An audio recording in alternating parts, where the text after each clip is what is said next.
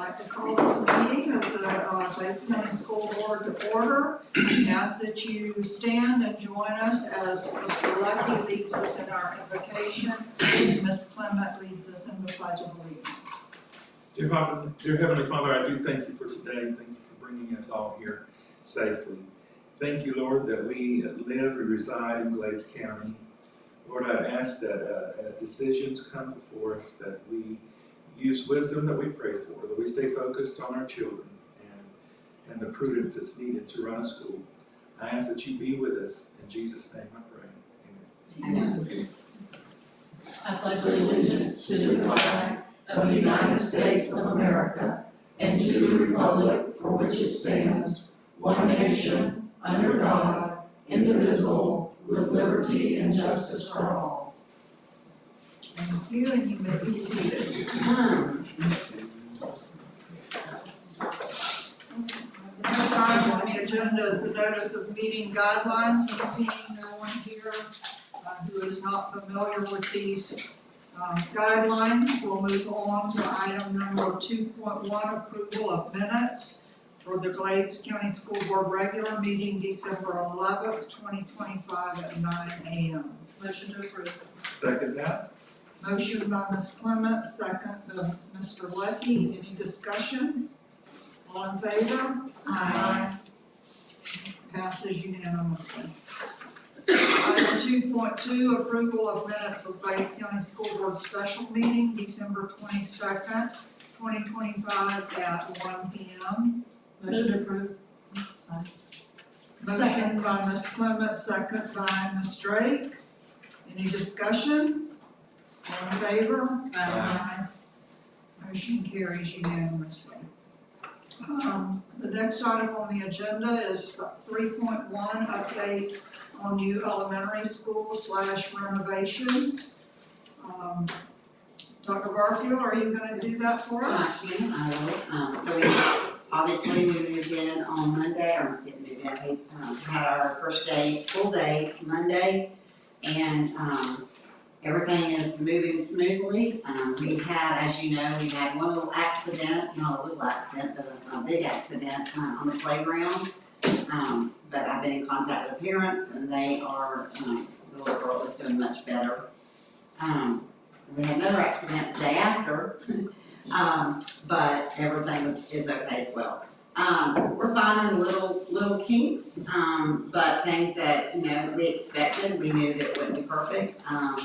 And we are fixing, like, just the need for, certain radios and needing, different protocols that needed to be addressed, once the actual functionality of the school, was in place. As far as, parent pickup, parent drop off, it's going very smooth. They cut 5 minutes off their time yesterday. We are going back through the old elementary. I sent a letter or email out to the teachers yesterday or last night and asked them that they're gonna meet with me next week, and we're gonna go back into the old elementary to see if there's anything that any of their books or anything that maybe they didn't bring or they forgot. And then if there's anything that they want for their classrooms or anything like that. So we also opened up, we took pictures of anything that we thought we could sell, and we opened it up. We'll be starting that process for open bids for the playgrounds and the larger equipment. So everything's moving very smoothly, and we're on track. Will the high school be allowed to see if they want anything in West Glades as well? Yes, Before they sell so it? both principals, or all principals were told last night that, as soon as Moorhead Elementary gets done, saying they're done, then both the other schools will be allowed to come in and go through and see what they want. So then the next step is that we do a viewing where they can come, and anyone can come and view the items. Any city or county, municipality, they get the opportunity to go first, because that's what Red Book says. If they do not want to purchase it, then it goes to the public. So for example, if the city of Moorhaven wanted to purchase one of the playground equipment, they have the first, bid. And county governments as well. Yes. So I'm thinking about the community center Yes, that our county government might want to relocate it. correct. But let me also, remind you, they have to come in, they have to remove it, and they have to sign a liability over Yeah. this. So, I mean, we will do none of that. And there is a very short window for them to get it out. So, I know that before I had offered something to one of the community centers, and I can't remember what it was, I'm just sitting here drawing a blank. And I know Muse and Buckhead were interested, but, they couldn't get the, it was the bus bar. We offered it, and they really wanted it, but they couldn't get the manpower to get it moved and, so that's where that, cause I know both, all the community centers are interested, but they just don't have the manpower to get them out there. Maybe the county could assist them in that. That's all. Well, I just wanna say that I was thoroughly impressed with everything that I saw Monday evening at the open house. The teachers are enthusiastic and the rooms look nice, the bulletin boards in the hallway. It was a nice evening open house. I was a little disappointed in the way Mr. Thomas was dressed. We had that discussion, but he looks debonair this morning. That's what I was going for, man, thank you. Was he wearing shorts and flip flops, Mr. Lyon? I was dressed for He just work. had on work clothes. He had been working all day and he didn't have time to change and was afraid he was gonna be called on to do some more labor. So I excused him with the understanding that he would be properly dressed this morning. We appreciate everything you guys did. I wish Brian was here, I know he's probably putting out a fire for the new school, but, he, was just majorly instrumental in that whole school. And just him being there, and I appreciate the board designating that job description to allow him to do that, because, there's, in larger districts, that is a full-time position, and for us to have that, and him also do safety, it was a lot. So now when the tearing down of the old elementary is over, then he can focus more on some of the things that, he was doing prior to, but him taking, in 2 years out, 3 years out of his role and doing that has been a lot, and it's been really helpful. I thought what was cool was the first WAMET that happened in the new building, Brian cleaned it up. Yes, he did. I didn't know about that. That shows his humble leadership. He told me that he worked every single day over the break except for Christmas Day and New Year's Day. So he needs to take some time off. I don't know if we're gonna allow him to do that or not. He looked like a father who had just had a baby. You know what I mean? Like he was glowing, like, we did it. Yeah. He's a pretty good guy. He is a We'll good keep him guy, around. yeah. There was something else I was gonna say and it just went right out of my head, so I guess it's not that. Oh, I was gonna ask Dr. Barfield, what is the next step? Is it renovations of the existing buildings or demolition of the elementary school? So right now, we are working with J.P. Wiseman to go over our budget to see if we want to start the renovation or the demolition first. So the plan is to start the renovation, and we're going to be moving furniture over. So there's a process. We're doing everything. We should begin. They've already started moving trailers over at the other school. Okay. Yes, ma'am. Any other comments? Yes, Ms. Quinn. I have one, on the cafeteria at the elementary school, was that decision made final that it was going to be torn down, or did I stand? So we're waiting till, once the audit on the with JP Wiseman's to see how much money we're gonna have to work with. Then we'll make the decision. Any other comments? Well, Does that make sense? Yes, ma'am. Okay. Because if there's not enough money to, to do the renovations that we wanna do, I mean, it's not gonna happen. Correct. So.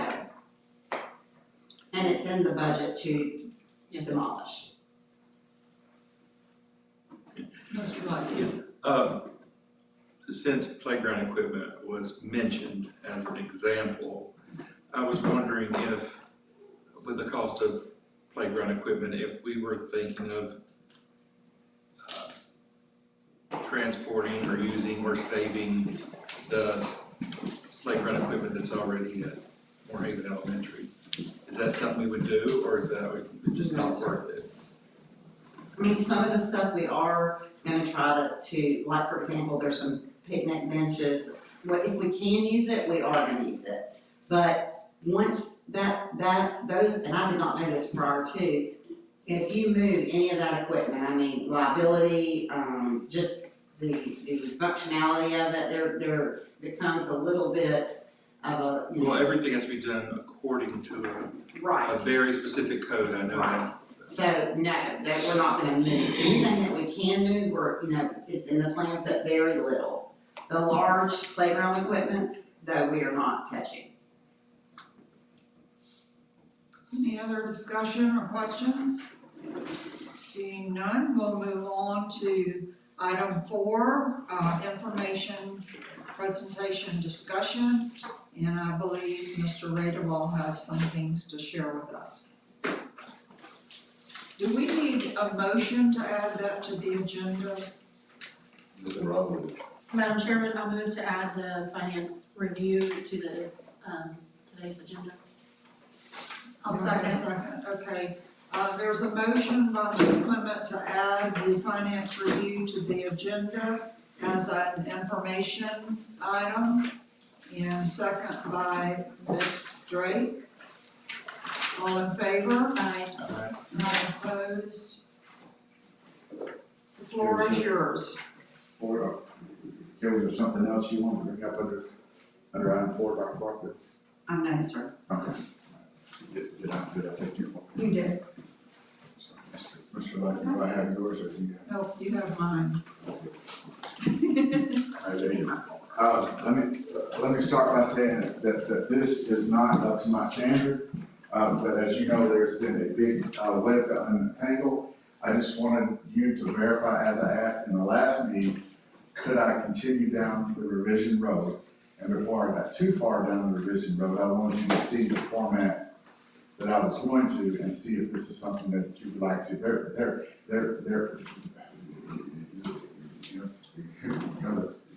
is some good, there's some good takeaways from this.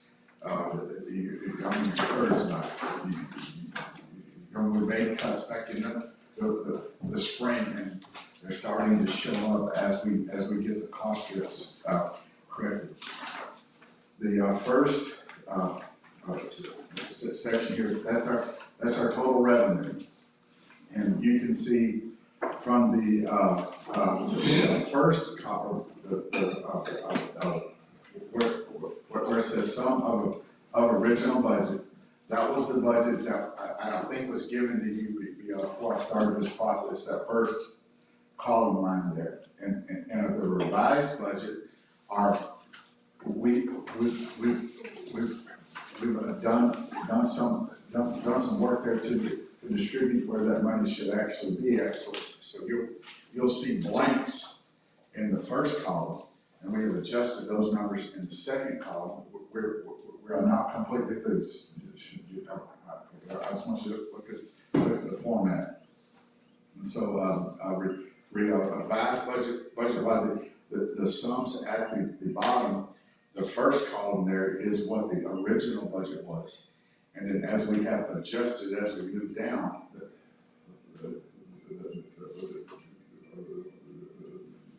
yes, that's what That's what's been revised so far.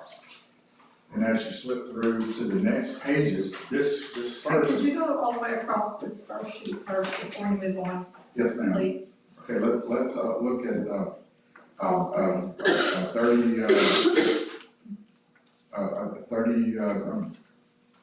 here was one, was that? No, like Let's the look at totals at the 32. bottom, the totals at the bottom, what, Okay. I get column 1 and 2, what's Okay. 3, 4, and 5? Okay, the column 1 is the original budget. Column 2 is the revisions that we've made so far, and there are more to come. I just want you to understand the format, and this is the way you want me to go. The third column, is the activity that we've done up to the end of December. And then the fourth column is what we did in December. And then the last column is the percent of the revised budget Okay. that we've actually used or received. So in the revised budget, we've gone up almost $1 million. Thought we were trying to go down in the revised, but you made it realistic. This is revenue.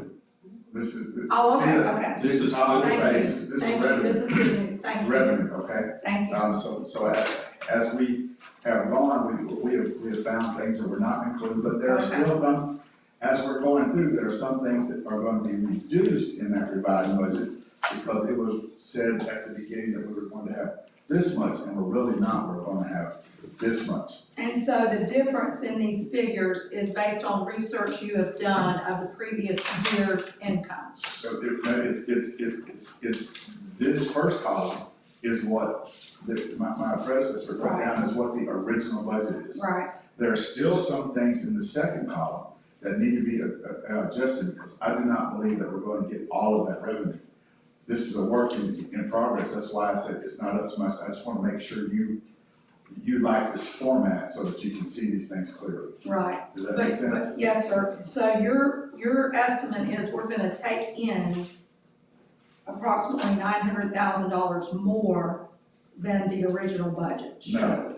No, that is the work we've done so far. That number can come down as we get into each of these cost groups and see, okay, what are we actually going to bring in? Because there are some numbers that are higher in this column than what they should be. But it's with everybody doing multiple duties, we're trying as best we can to make sure that it's right. When you asked me to come in February with this, and I'm working towards that end, there are some numbers that are in this revenue column, in the revised budget, that will be less. There are some in this revised budget revenue column that will be more.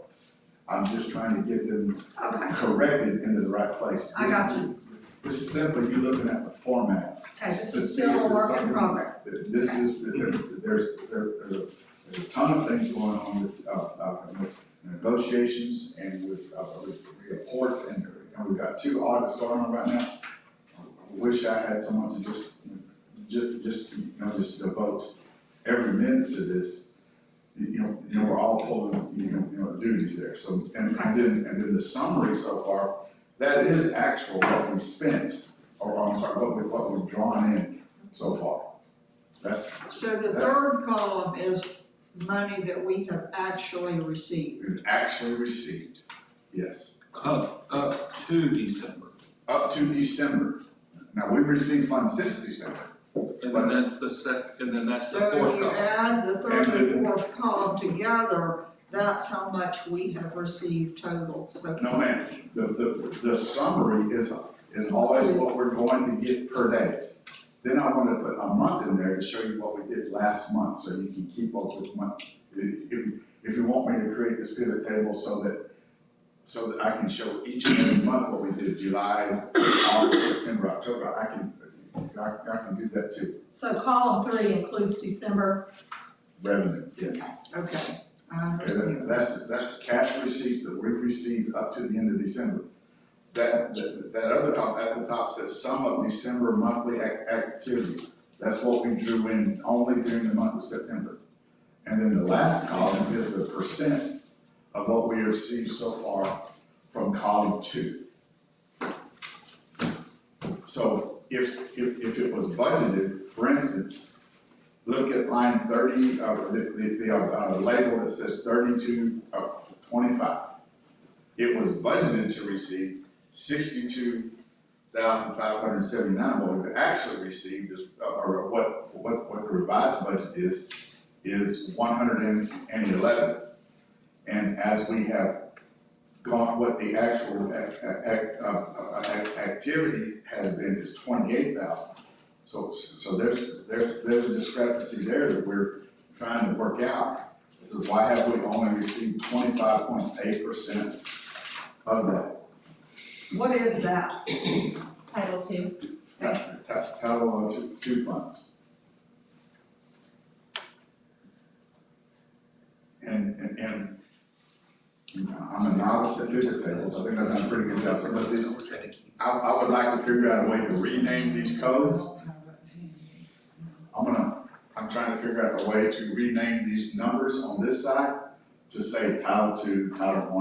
That would be very helpful, Yes, it because we would. don't know what those numbers. Yes, ma'am, that's why Or Terry give is in us there, a and cheat sheet. she has her book A laid cheat sheet open, would be she's great. on a cheat sheet right now. If we got a cheat sheet of object codes and, the object, what's the other one? Function. Is I this, used to have to keep that right in front of me. Right, is this your spreadsheet or is it off of the program? I did these last night. No, this is, I'm not doing where I create a spreadsheet, this is straight out of Skypack. I don't think it would be appropriate for me to create my own spreadsheet. This is the actual cash receipts of what we have done, and that's what you deserve to have. I appreciate that. Yes, and just, I don't mean to slow you No, down, please go ahead. but Got all that. forgive me, Madam Chairman, you know me, I'm straight like just take it. Go for it. What, the questions you ask help me do this better, Okay. so please. So revised budget, Mr. McKinley can help me maybe with this. I understand why you revise the budget, but that is a duty of the board to revise a budget, correct? Well, that's a very good question. And there needs to be some group understanding of what the process is going to be for revising or correcting the budget. Like, Correct. what I normally see, and I'm not a budget expert, is a handful of budget revisions at every meeting. You know, to make each category reflect reality. Right, the last thing, I asked permission to go ahead and make revisions that we needed to do, otherwise I would not have done that. Right. We have talked about that, is let me try to get this organized to where it's right, and then, because this is not an official submission, this is me, you presenting the format, is this okay for me to go ahead with this and do, Terry, you got your hand up? I do. A lot of these on the grant ones, what happens is on a revised budget, so we get the original award letter, and then anytime there's a revision, like a roll forward letter, or there was an increase in funds, when I go in, when I get a roll forward letter, or when I get an increase in allocation, I have to go in and do a budget revision. And that's why you will see that on, that is what prompts that revision, is an award letter or, Okay, and I understand an increase in the funding, but can you explain roll forward, is that money from the previous year that we Yes. can roll into the next fiscal year? Have we gotten that? not yet. Okay, But this year, we're probably not gonna get roll forward, because last year, remember when things got frozen and they did a no-cost extension on those grants? That's why on that 3225, that's why you see it's up to 111,000, because that is last year's and this year's, because it was a no-cost extension. So we are working on Title II from last year and Title II from this year. So there probably is not going to be roll forward money, because they gave us that no cost extension to go out and go ahead and spend out last year's money. So it's not gonna be a roll forward. but it is an increase in the allocation. Yes. So Okay, in the future, again, this is just presenting the format. Like you said, revisions need to be approved. What I will do is the revisions that I want to do, I'll bring to you. When you approve, then I'll put them in. At the last meeting, you guys gave me permission to kind of start revising, so Yeah. it was more in line with what's accurate. and so far, I love the format, just so you know. And so when you get it all ironed out, perhaps we could just do one broad, Yes, approve all the amendments that we made, and then going forward, do them monthly. that's what she wanted for me to come up with by the end of February. And that's what this is So hard working at towards. it. Ma'am, I said, and you're working so hard at meeting that goal. I'm trying, I know you are. We are, Orpha is phenomenal, just so you know, and Tara, I mean, it's unworldly what they're doing. Orpha's knowledge and Tara's knowledge was never unlocked before. And they didn't get the opportunity to work, and Orpha is very talented and very knowledgeable. And to be honest, the one that's doing most of the work on this, because she's still doing grants, I'm still doing HR. Orpha is the one that's in the trenches doing most all of this work, so she needs to be, raised up. So we'll be able to go over this at our workshop on February 5th. But I hope so, but by the end of it, we're working, yes, I hope to do it by February 5th. Just rolling through it, we have the budget workshop there, so. Yes, and that is my goal. There are a lot of other things that are happening at the same time, so we're trying. Orpha has made magic happen, so this is on her more than we said to God, and this is what we want to do. And she's burying up, taking her computer home on the weekend. I was here till 9 o'clock last night. We're all doing everything we can do to try to get that done. The problem was not just picking up and getting you informed, it's finding where you can't fix something if you don't know where it's broken. So you've got to peel the onion layer back like I did the first year with HR, peel the onion layer back and then rebuild. And that's the process right now. I hope that makes sense.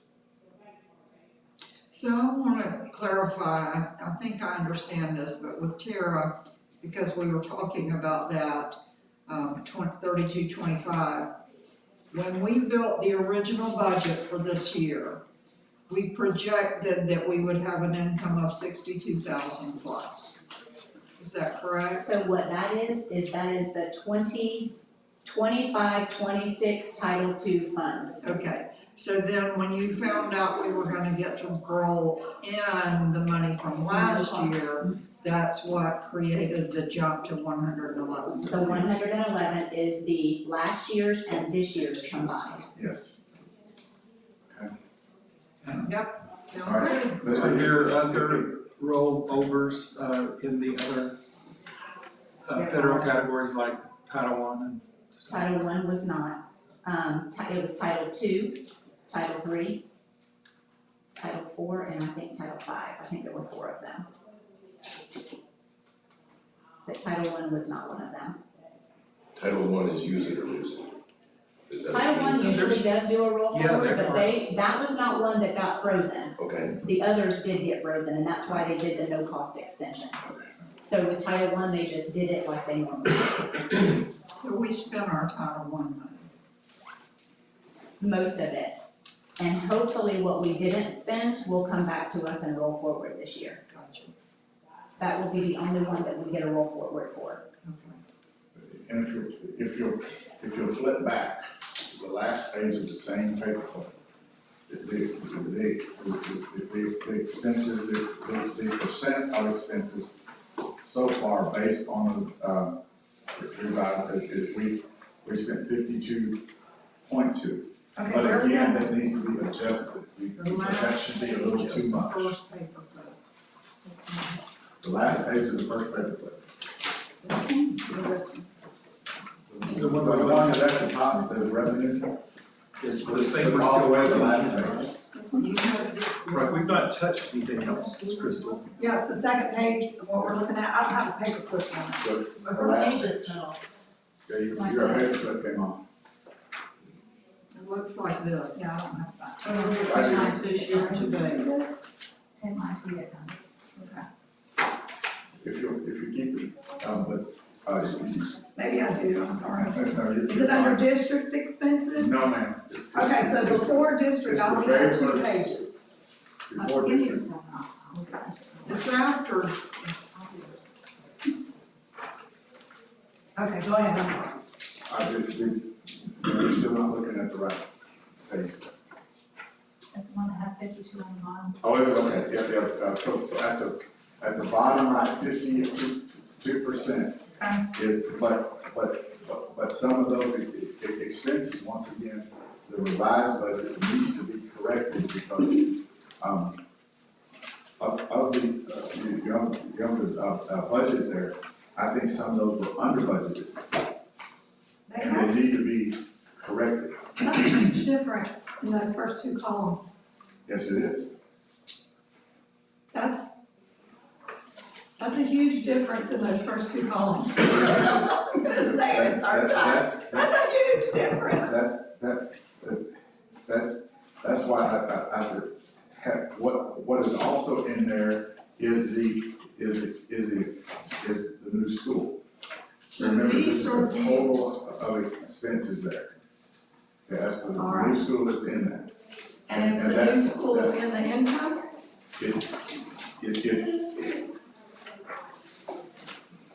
Again, we're not corrected all the way through, so there are some things we're actually trying to look at. Why is this over budgeted here, why is it under budgeted there? So then, again, we're going to the format to say this is, Right, this so is my what we've question done. is the new school income in the figures you gave us? The The new school income, expenses are, For the revenue. the new school revenue, I ran all revenues. okay, And that's the cover page. okay, And again, there has to be adjustments made.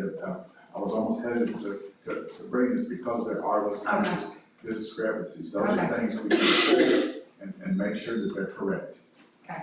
Um, I'll try not to freak out. yeah, please don't, what you want to look at is the third column there. That says 28 million. That's what we've actually spent so far. So until we get the budget revised, I can't tell you if those are all correct because I'm not sure what she put in the original budget. Does that make sense? So that's why you can't, I would almost like to disregard the first column, but I can't because it's part of Scott. Well, and as part of what we submitted to DOE as well. Correct. That's why this whole amendment thing, you know. Yep. You submit what you're gonna spend and what your income's gonna be, and you're supposed to go by that. Correct. And so I can't tell what the reasoning was for the first column. That facilities money in there is there, and I'm not sure why she didn't put it in the original budget. I hope that makes sense. I would think that would be totally separate. It's actually listed as a building 10. And so, So what, Mike? what now? What did you just say? It's actually listed as a, In Skyward, it is listed as building 10. Okay. And that's a to and fro, back and forth, okay, we're gonna got this money, now we're gonna spend this money. So that may be, maybe it, that first column, maybe it wasn't anticipated that would be, or maybe it wasn't taken into consideration in the original budget. As we made sure that they're in there, that's why the second column is the revision. We wanna make sure that the revision is correct. And again, this is, I'm still correcting these, I just want you to look at the format to make sure that it was right. We'll solid those numbers up as we move forward with the facilities fund, but I'm not gonna hide information from you. This is exactly what was there. What about, since we're on this topic, what about the audit that they were gonna perform on the special facilities funding? Is that in process? That's about to begin, they have not started that yet, but Okay. that's about to. So that should help you with this? Yes, that will help me Yeah. write these numbers. I can't tell you why it wasn't in the original budget, I wasn't doing this back then, but I can tell you, revised budget, I would put the appropriate, in what we've done.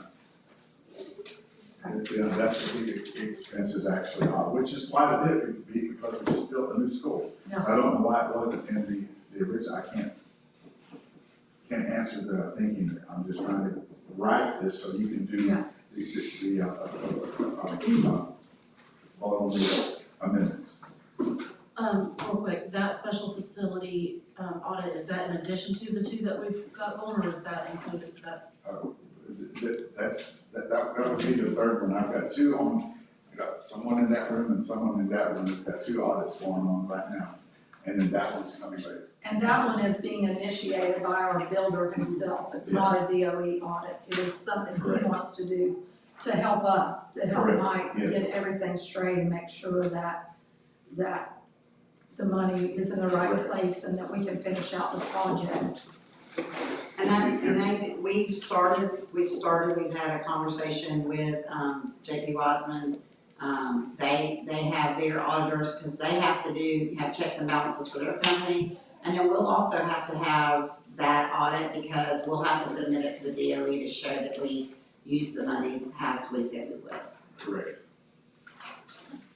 To your question, we said it should have been a separate, I would have liked to have seen a completely separate checking account so that we just run it based and I give you the audit. It wasn't, it didn't go that way, so now, okay, well, what was this, what is that? And for the last 2 days, Orpha mainly has been, and Danielle have been going through, okay, we do done this much, what's every check for? We do done this much, so we're in that to help JPY and do their audit. Have been for the last day and a half, in that part. Questions? In our future, you can look at the first column, because I'm always gonna present that to you. The original budget. I wasn't here to create that, so I don't know. I know that the revisions I'm making are in the revised budget. The 24-25 was never closed out, and so there were open purchase orders. And that's another thing that we're doing so that I can close the 24-25 out and 25-26 be clean. We discovered that 2 days ago, that the 24-25 in Schuyler was never closed out. There were open purchase orders, and it's not that Orpha is going through and closing each one of those purchase orders out, so any money that was left comes into this year. Everybody's been paid then? We've paid everyone that's supposed to be paid, yes. We got them that way.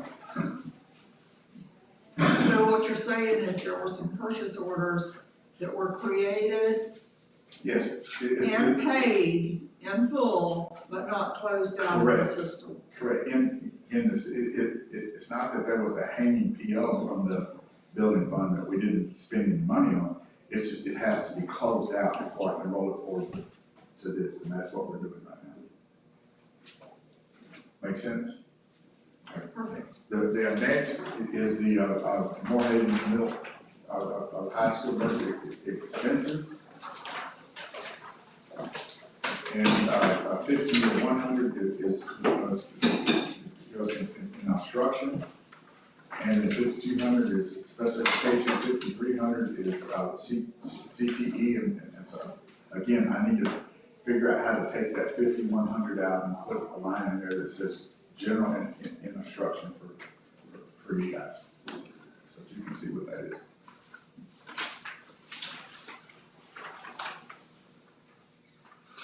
But basically, to the last page of that, based on the revised budget that we're doing, you can see we've only spent 36.3% of what we said that we would run after the cuts, and that's through December. So the cuts that we talked about are working, because we've only spent 36.3% of what was. And again, the revised budget still has numbers in there that I don't think are accurate, that we're still going down the line. Again, this is the format I want to present to you to see if you like this format so you can see each school. Now, if you want me to close those object numbers out and just give you, okay, in function 5,100, this is what we spent total without you looking at, for instance, 2,300 under every category is what we're spending on insurance. I personally like having it, Broken down like this, because I think that's been part of our problem Right. too.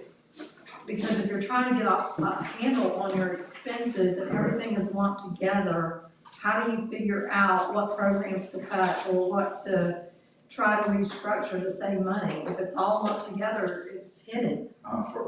For instance, look at 1,400 on the first page of that. Under the first section there called 5,100, 14, that's subs. And so budgeted was 98,000, and so far this year we spent 60. That's too many subs. But that is sometimes we don't have a teacher in there, and we've got a long-term sub in that category. And in that case, we shift money, don't we? We can shift. At towards the end. I'm not shifting. it. No, I like that. Yes, I'm not doing that. But that's good for us to know, because if we have a permanent sub and then we see that we're blowing out our sub money, well, really, we're not. Because we have the allocation for the teacher. Right. Correct. Does this include food service, transportation, IT, maintenance, each school? This is each school's total budget on what that's cafeteria workers, IT people that are costed out there, that's all that. If you would like for the next time, I can break out food service, I can break out maintenance, I can. Can you tell us quickly what numbers those are, do you know, food service? They're all mixed into, as in salaries. Okay. Yes, the 1,200 is instructional teachers. And you see, we spent 2%, which is why we spent 68% in subs. Yeah. Yeah. So you can see where that difference goes. Yeah. 1,500 is Paris, correct? Yes. And that's Paris. So for the, we have put in 112,430, and I haven't touched that one. That's one of the ones I haven't touched yet. And it shows that we've only spent 15.7% in Paris salary. Because we cut them all. Hmm. That's from the cuts, right? Yes.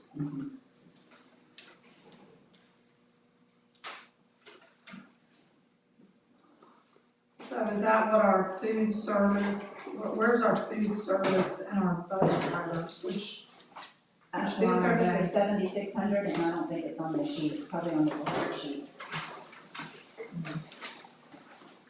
Okay.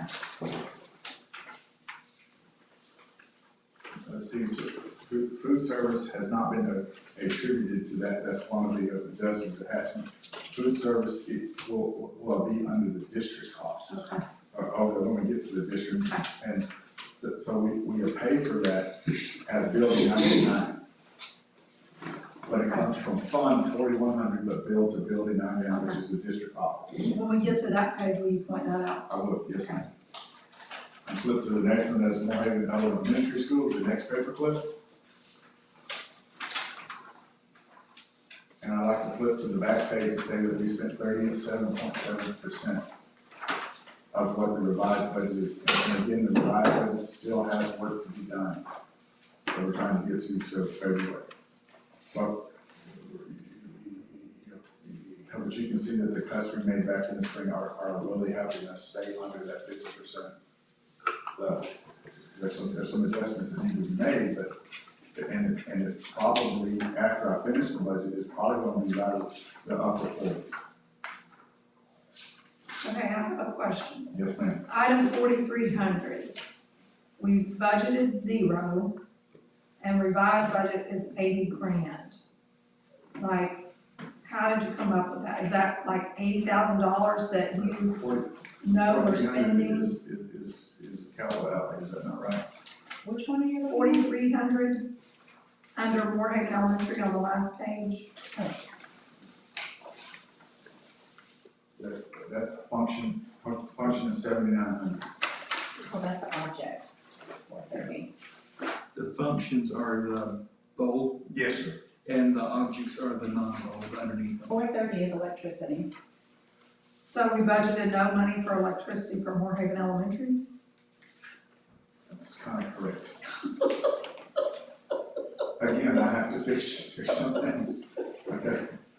But that's what's in Skyward, so Skyward is saying we budgeted no money for elementary. The first column says there was no money budgeted for. Right, and that's what we The second column is, submitted to okay, we need to DOE. put something in there. Yeah. And so far, we have spent 50.3%, which is pretty close.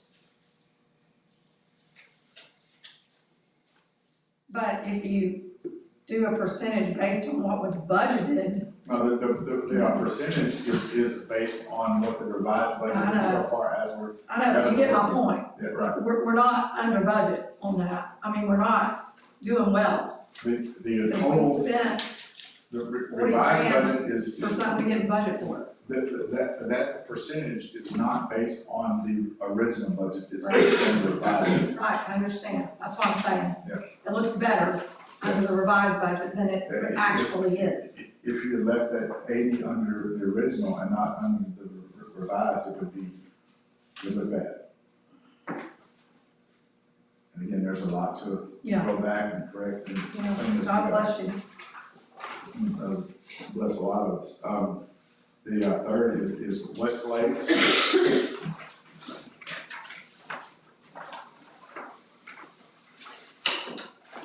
And at the end, we're at 38.5% of the revised budget. And once again, let me reiterate, this is a sample of what we're doing. We still have to revise those numbers. Okay, I'm gonna look for Bring them electricity. all to you. What's that? I'm gonna look for electricity for this school. It's 4,300.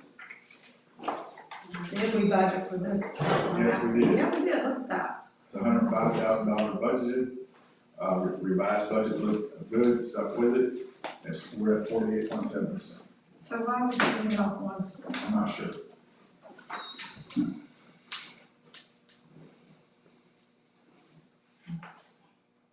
We're gonna have to turn the lights off. I think we're actually pretty good there once you see the revision. Maybe that's why they didn't budget. And then the last one is the district fund.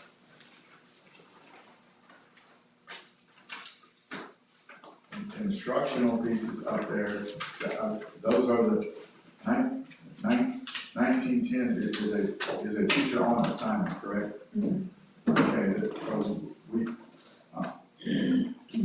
the revised budget should be greater than what the original budget was.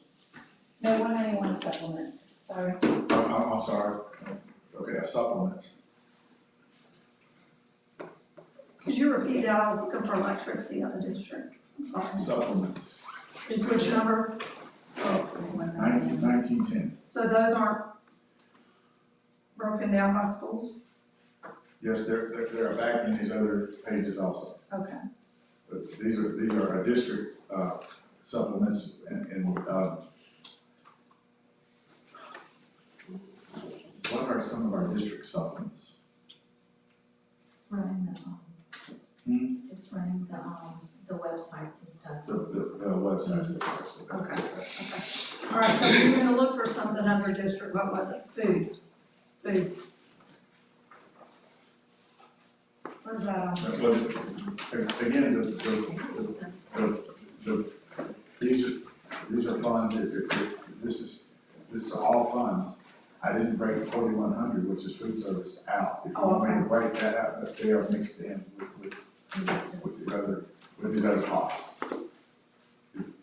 If you would like me to break out 100, I can do that, but, that would be under administrative or non-administrative,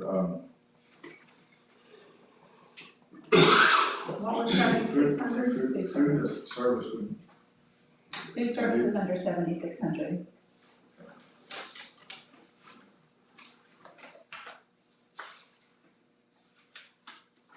So we're under budget, according to this.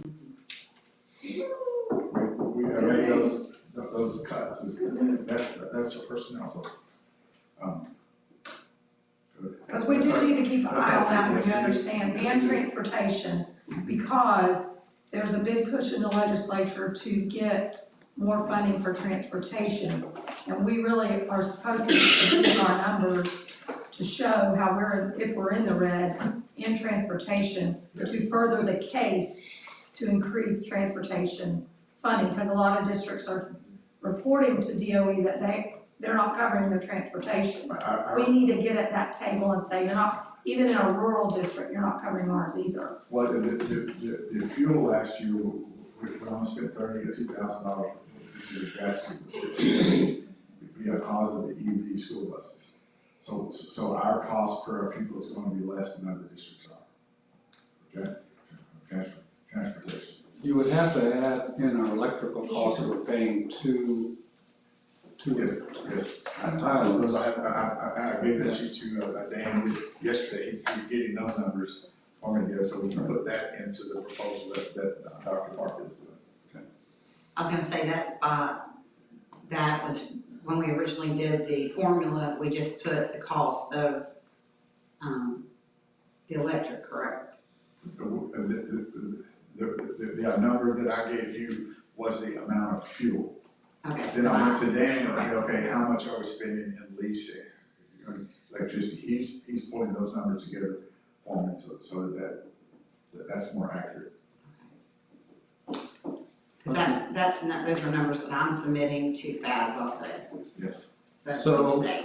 So when you're doing your numbers on electric, you're gonna find it's gonna be one check that we cut, because $191,000.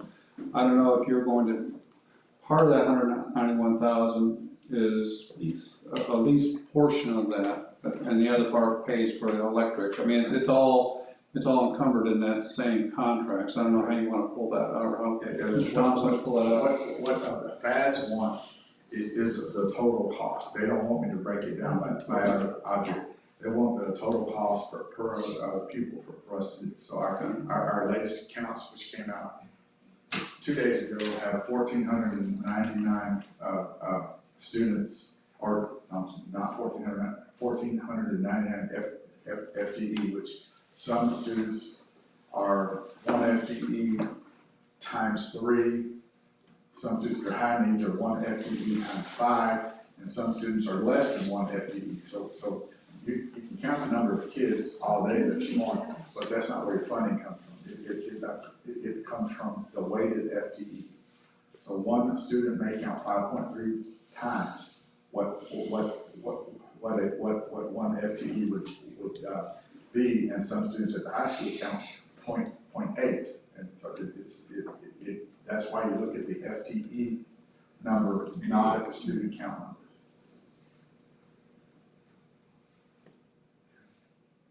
Yeah, it costs more to transport a wheelchair student, for example. Correct. That's why we go by the FTE number and not by the student count number. And that number of 1499 was what?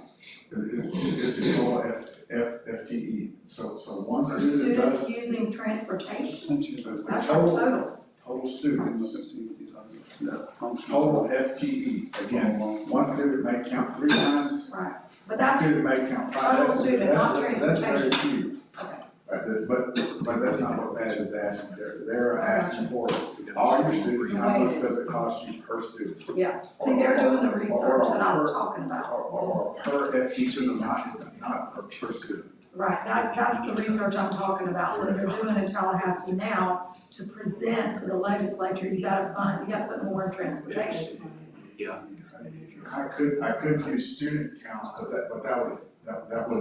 that would skew the cost per pupil, because some people cost more than other people do. Like she just said, Yes, Yeah. so you can't take the number of students and divide by what we're spending, you gotta take the FTE count by what we're spending. And that incorporates all the special needs transportation and all those sort of things. And that number is what FADS is requesting, is what I've been working on, is the price for busing, air conditioning, every little thing that comes together. Because when you get ready to look at like the Schools of Hope, they want that data to be able to present.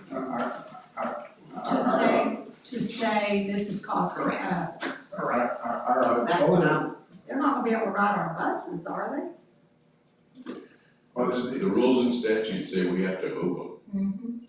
they? Yes, ma'am. the And it's coming along. I knew we had to feed them and we had to clean their rooms, And boom, Change their And now we- diapers. and now we have to transport them. The total FTE for the district is 1,781. But I removed the scholarship count out and I removed the charter school out. So that we get an actual number of students we're transporting right now. If you add the scholarship students back in, then that would make the cost work. But so far, we haven't transferred, or we haven't transported any of those. And I feel like we need to give a true and accurate cost, because if we say it's costing us for 1,700 kids, well, some of those are at the charter, some of those are scholarship kids that didn't get any. So the $14.99 does not, I mean, I don't know why scholarship kids, well, I guess because the money passes through us. No, but- right, the money passes. Tell me again, $14.99 is our total student FTE. population at the three schools that we. That's our total FTE. Remember, one kid may count as 5, one kid may count as 3, some kids count as less What's our than total 1. student population? I have to Like go get the 12 or number. something? We're That's at the about FTE. 1,400. I might count for 3 because I'm handicapped. I understand that, Yeah. so, but that's called weighted FTE. Right, but FTE he's is your total saying- number of kids, then you got a weighted, no? No, because like a high school student's worth 0.8 FTE. Correct. They're not one FTE. You don't get funded per student, you get funded. Yeah, an elementary per student's one FTE. FTE. Okay, can anyone tell me how many students If we they're have in the district? ELL are like 1.1. Yeah, we should know that. How many students are in the district? I have it in my notes somewhere, but does anybody know? Change. Off the top of my head, no. If I had, I'd say Joanne, between if 12 and 13. you could probably give that number. That's not a finance number, so I don't have that. Okay. with me. Is this being updated with the recovery plans? Yes. Now the recovery plan, we are, since our FTE went up, not student count, but our FTE went up, I'm hoping that the legislature, when the third calculation comes out, if the third calculation comes out similar to the second calculation, which is the fiscal recovery plan, only let me use the end of the year 24-25. They wouldn't let me use the second calculation for 25-26. If the third calculation, which is the one they're going to let me adjust by, is close, at least close to the second calculation, then and it's not new money coming in, but I can adjust the fiscal recovery plan, which would help us by about $750,000, which would be significant, which would be about 2%, 3%. Does that include the 24-25 POs that weren't closed out? There's no money coming or leaving, that 24-25 are just simply data entry stuff that wasn't done. There's not extra money going out or coming in through those open POs. It's just simply a clerical thing that was not done. But I can't roll it forward until those are closed out. Then the numbers become more accurate for you. And we need to get that done this week, hopefully, either the end of the day today or until tomorrow, because we've got to get ready for payroll coming up. And we want to make sure that all the numbers are correct when we implement under the payroll. Okay, one more time. This number you gave me, the $14.99, is that FTE totals for transportation students only, No, or all students? all students. Okay. And the FAS didn't ask for only students being transported. They want a cost per pupil, because the bus routes will come up. How much does it cost you to run your district? So there's transportation, and there's energy, and there's maintenance, and there's operations, and there's several categories there. The operations line is all salaries that we pay. So they're looking at base student allocation They're to try to figure out if we can justify raising that. They're looking at the total FTE. What's this term that we hear all the time, base student allocation? Is I'm that 0.8 or is that 1.0? not sure what the point is. So He said high school students. The base It's student a dollar. allocation is a Yes. dollar amount. Yes. Is it, he said high school students are 0.8. Right, so if the base student allocation is $1,000, for a high school student, you only get 800, because it's 0.8. So it's really, But okay. our students. But for an ESE student, that's a Yeah. 3 But times, it would you be, get 3,000. I understand that part, but I don't understand, The cover sheet to the FEFP report has your base student allocation, and it's this number. yes, And then the next 47 pages are telling you how they're gonna take it away or add to it based on the type of student. okay, that so you have. can't just merely take your base student, No, multiply it times the number of kids. that's- To even get a, because I always thought the base student meant your bottom. I didn't realize No, anything went below, because the term base student sounds like that's the that's- minimum you're gonna get for every kid, should be your base student allocation. The base student allocation is the one that I don't bring to you because all the adjustments are made after that. And then as they go through different calculations, the legislature can add to or they can take away. So the basic allocation would be the number of students times the FTE. And Right, that so would be it the is- number. It is not the minimum you'll get per student, Correct. it is not. we have a total of 1,866 students as of this morning. Thank you so much, 1866. Yes, ma'am. All right, now, what I brought last time, That's including checks and everything. Yeah, that's including things. Oh, okay. And virtual. there's one more deceptive number, if you pull up the FTE for the calculation, there's one more deceptive number that you don't wanna go by, and it's called the, net FEFP. The net FEFP is what we're going to get, but then if our tax base is lower or our tax base is higher, then they would either subtract or take away from that. So the number you're really looking at is the adjusted net FEFP. I think that's on page 18 of the FEFP. I'd have to get you the right, but if you go on to the FLDOE site and you pull up FEFP calculations, it'll pull up years going all the way back to 2017. And you look on there, and if you're going to get the PDF of the most recent calculation, and you'll see the base student allocation is this. And then you go through several pages, and then you'll get the net FEFP.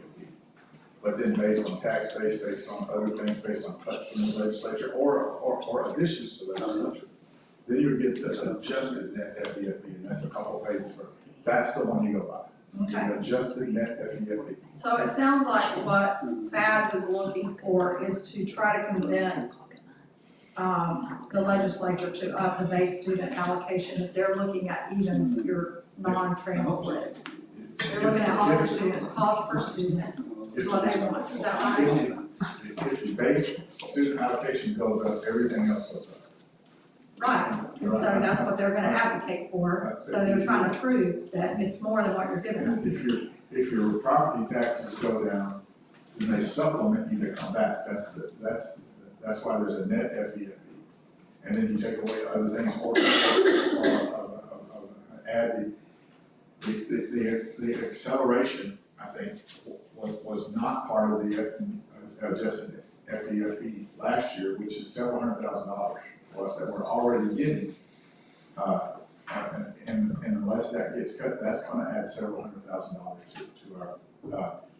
to our recovery. We've never gotten that line item before, that is new, but that was something that they didn't let me put into the fiscal recovery plan because they're not convinced that that's still gonna be there. or that may get lowered or may get raised. I have one more question, I promise this is it. Do you happen to know what the weight is for our collegiate students?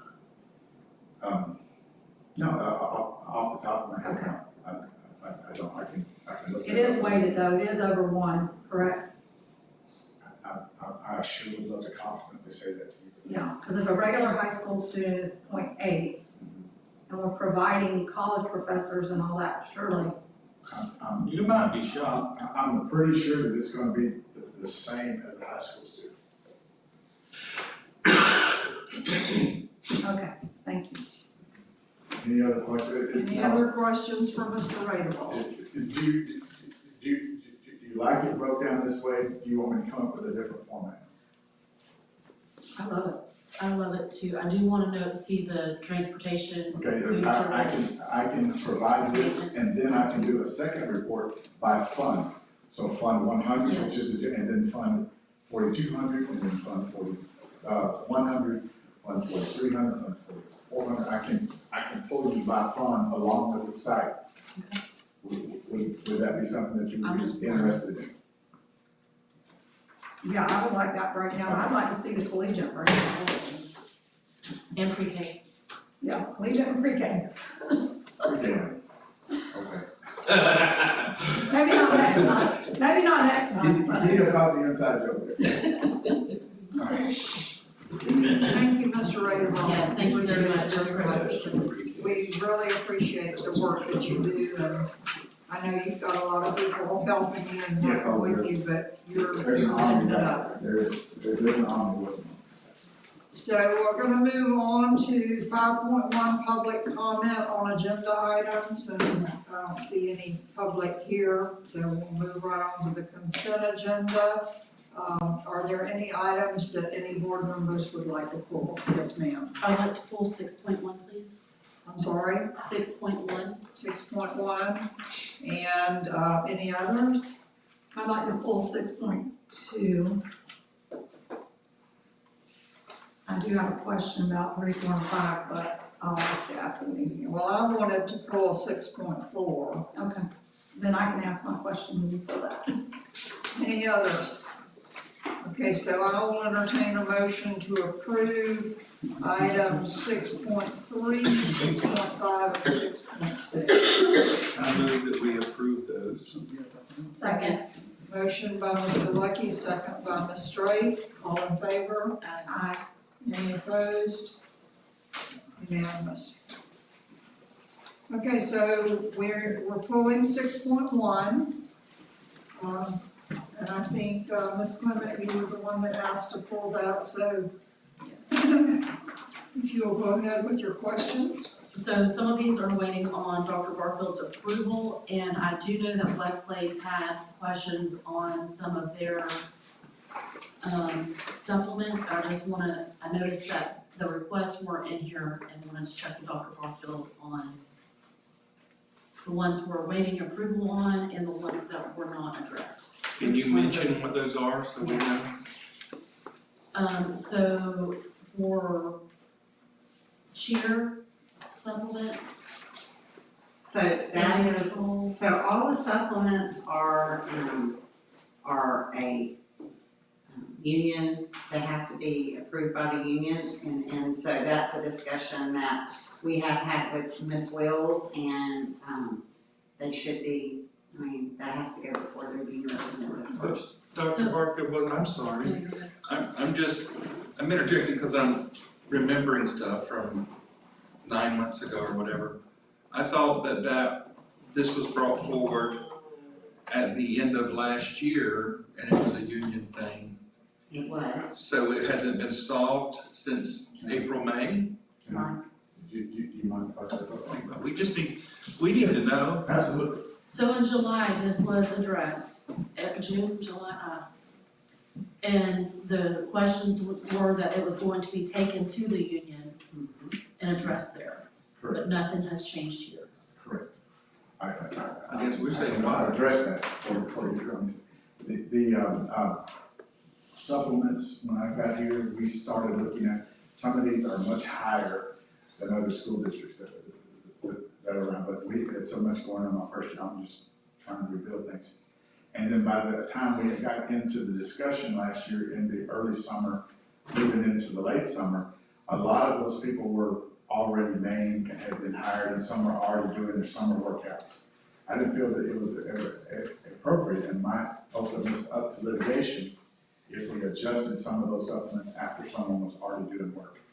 And so we let those go, and we've been calculating, okay, what should some of these supplements be? Do we have supplements that we don't need? And I think Dr. Barfield and Albert went through and easily found about $80,000 for it. That maybe it's a little high, maybe we have an extra position or a two that we don't need, but a lot of those people had already been hired, had already been named, and were already doing summer workouts and things.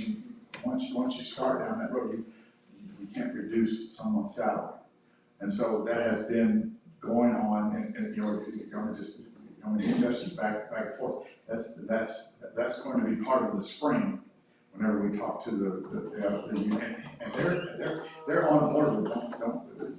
This is not going to be a big issue, but some of those things need to be addressed. We've identified tens of thousands that we could save, and if you'll see, a lot of those were not filled. They're sitting on there, which is part of the budget, I guess, so some of those aren't, but we chose not to fill some of those.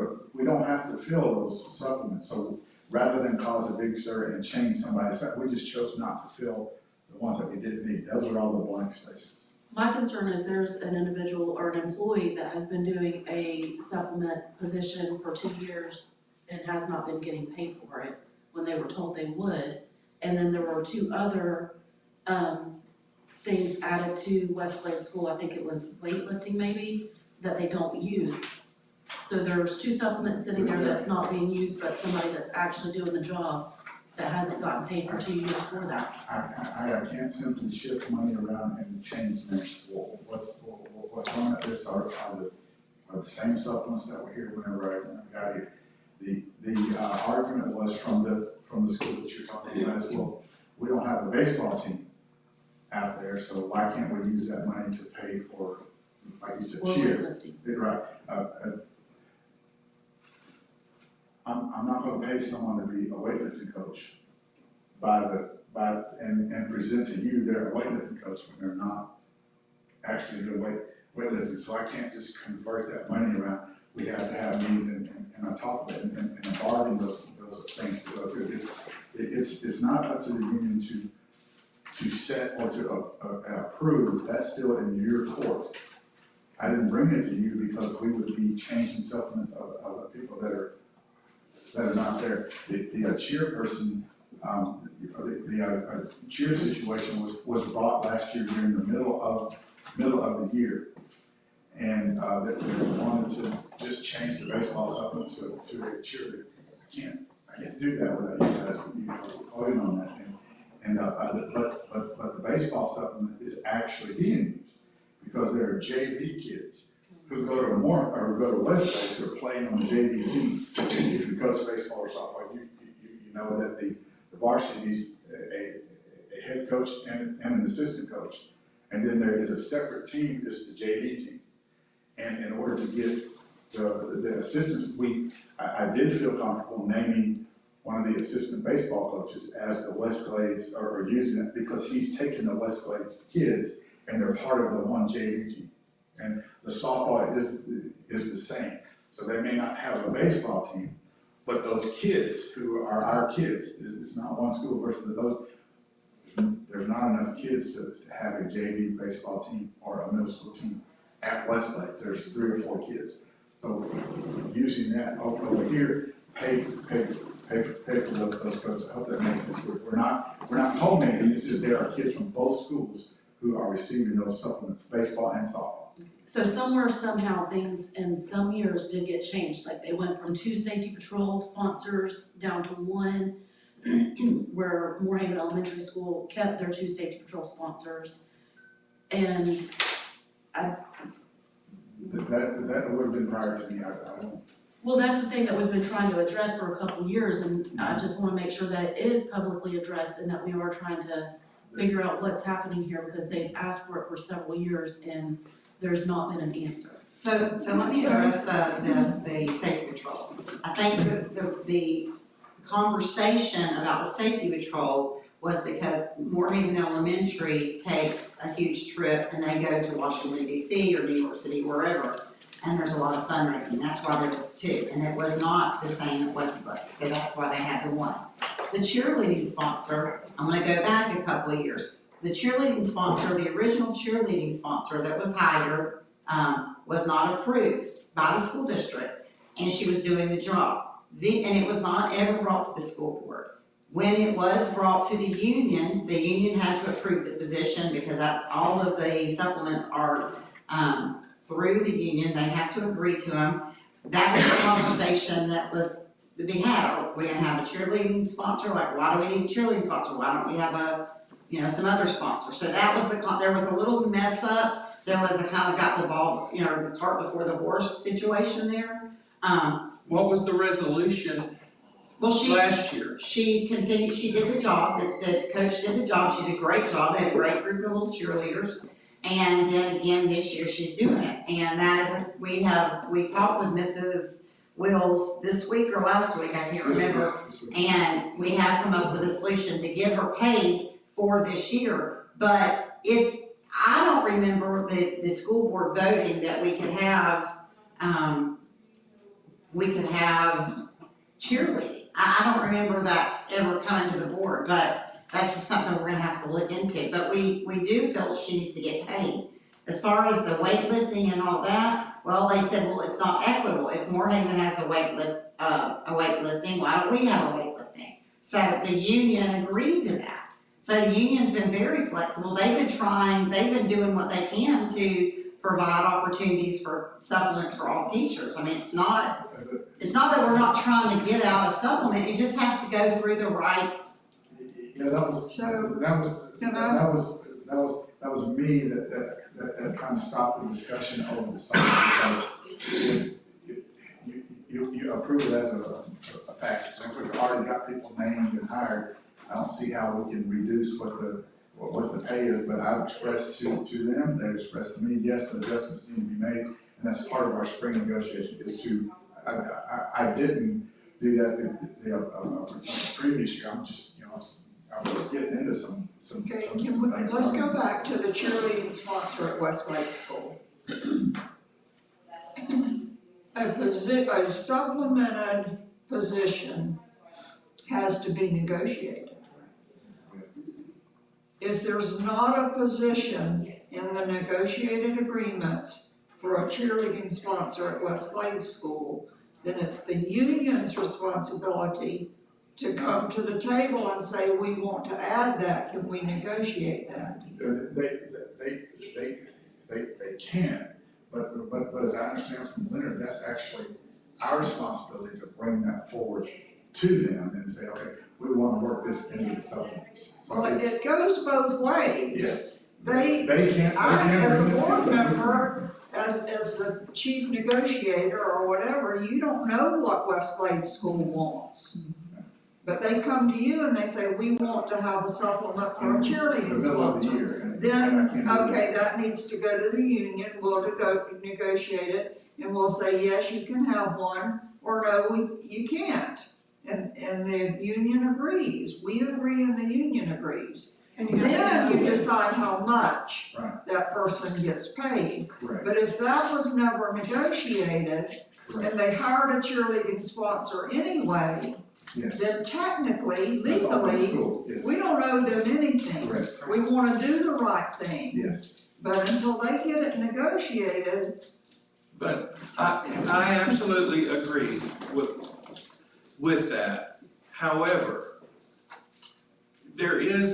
is there an expectation that cheerleading is something that we do at the basketball games? Is that something that's happening somewhere else? well, it just happened in the last couple of years. And Prior it to was- that, they did not have a cheerleading, and they said, we want cheerleaders at our games. So let's get somebody, and somebody said, oh, I'll be in charge, and they started doing it, and that's great, it's fantastic. And it's not But you have to uncommon, follow the proper protocol, And and I think get that it to be an approved position. I get I that, and have I've only been on staff for 13 or 14 months. But it's been a whole year, so it came to our attention. And we wanted to be proactive in pursuing it. And I don't know how much of that was our job and how much of it was their job, but just say, what if the union doesn't care about Westlake's supplement? You know, I have no idea, and by the way, I don't even know the person, I don't know the person. I'm only talking supplement, but I did hear over a year ago that, hey, this has happened. I was very naive, I didn't know stuff, and I investigated. So upon my investigation, I heard some of what was said, and then I thought that, okay, we're gonna do our part to push this, and I didn't think that we were just saying to the union, y'all need to do this. No. I didn't know that. No, we didn't say that. It gets, this person says something, that person says something, if they don't match, then something's wrong, right? That's the perception. They are very much in favor of revamping our supplement process. They are very much for that. They wanna do it, I wanna do it. Why I didn't do it last spring? Gosh,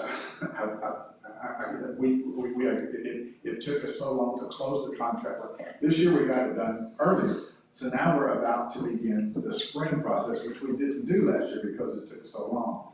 By the time this came to the forefront, we had already hired people and were already doing things moving forward. That's why I didn't want to adjust the schedule and cause a further holdup for this year, because we would have been, I would have rather not piecemeal this one and that one.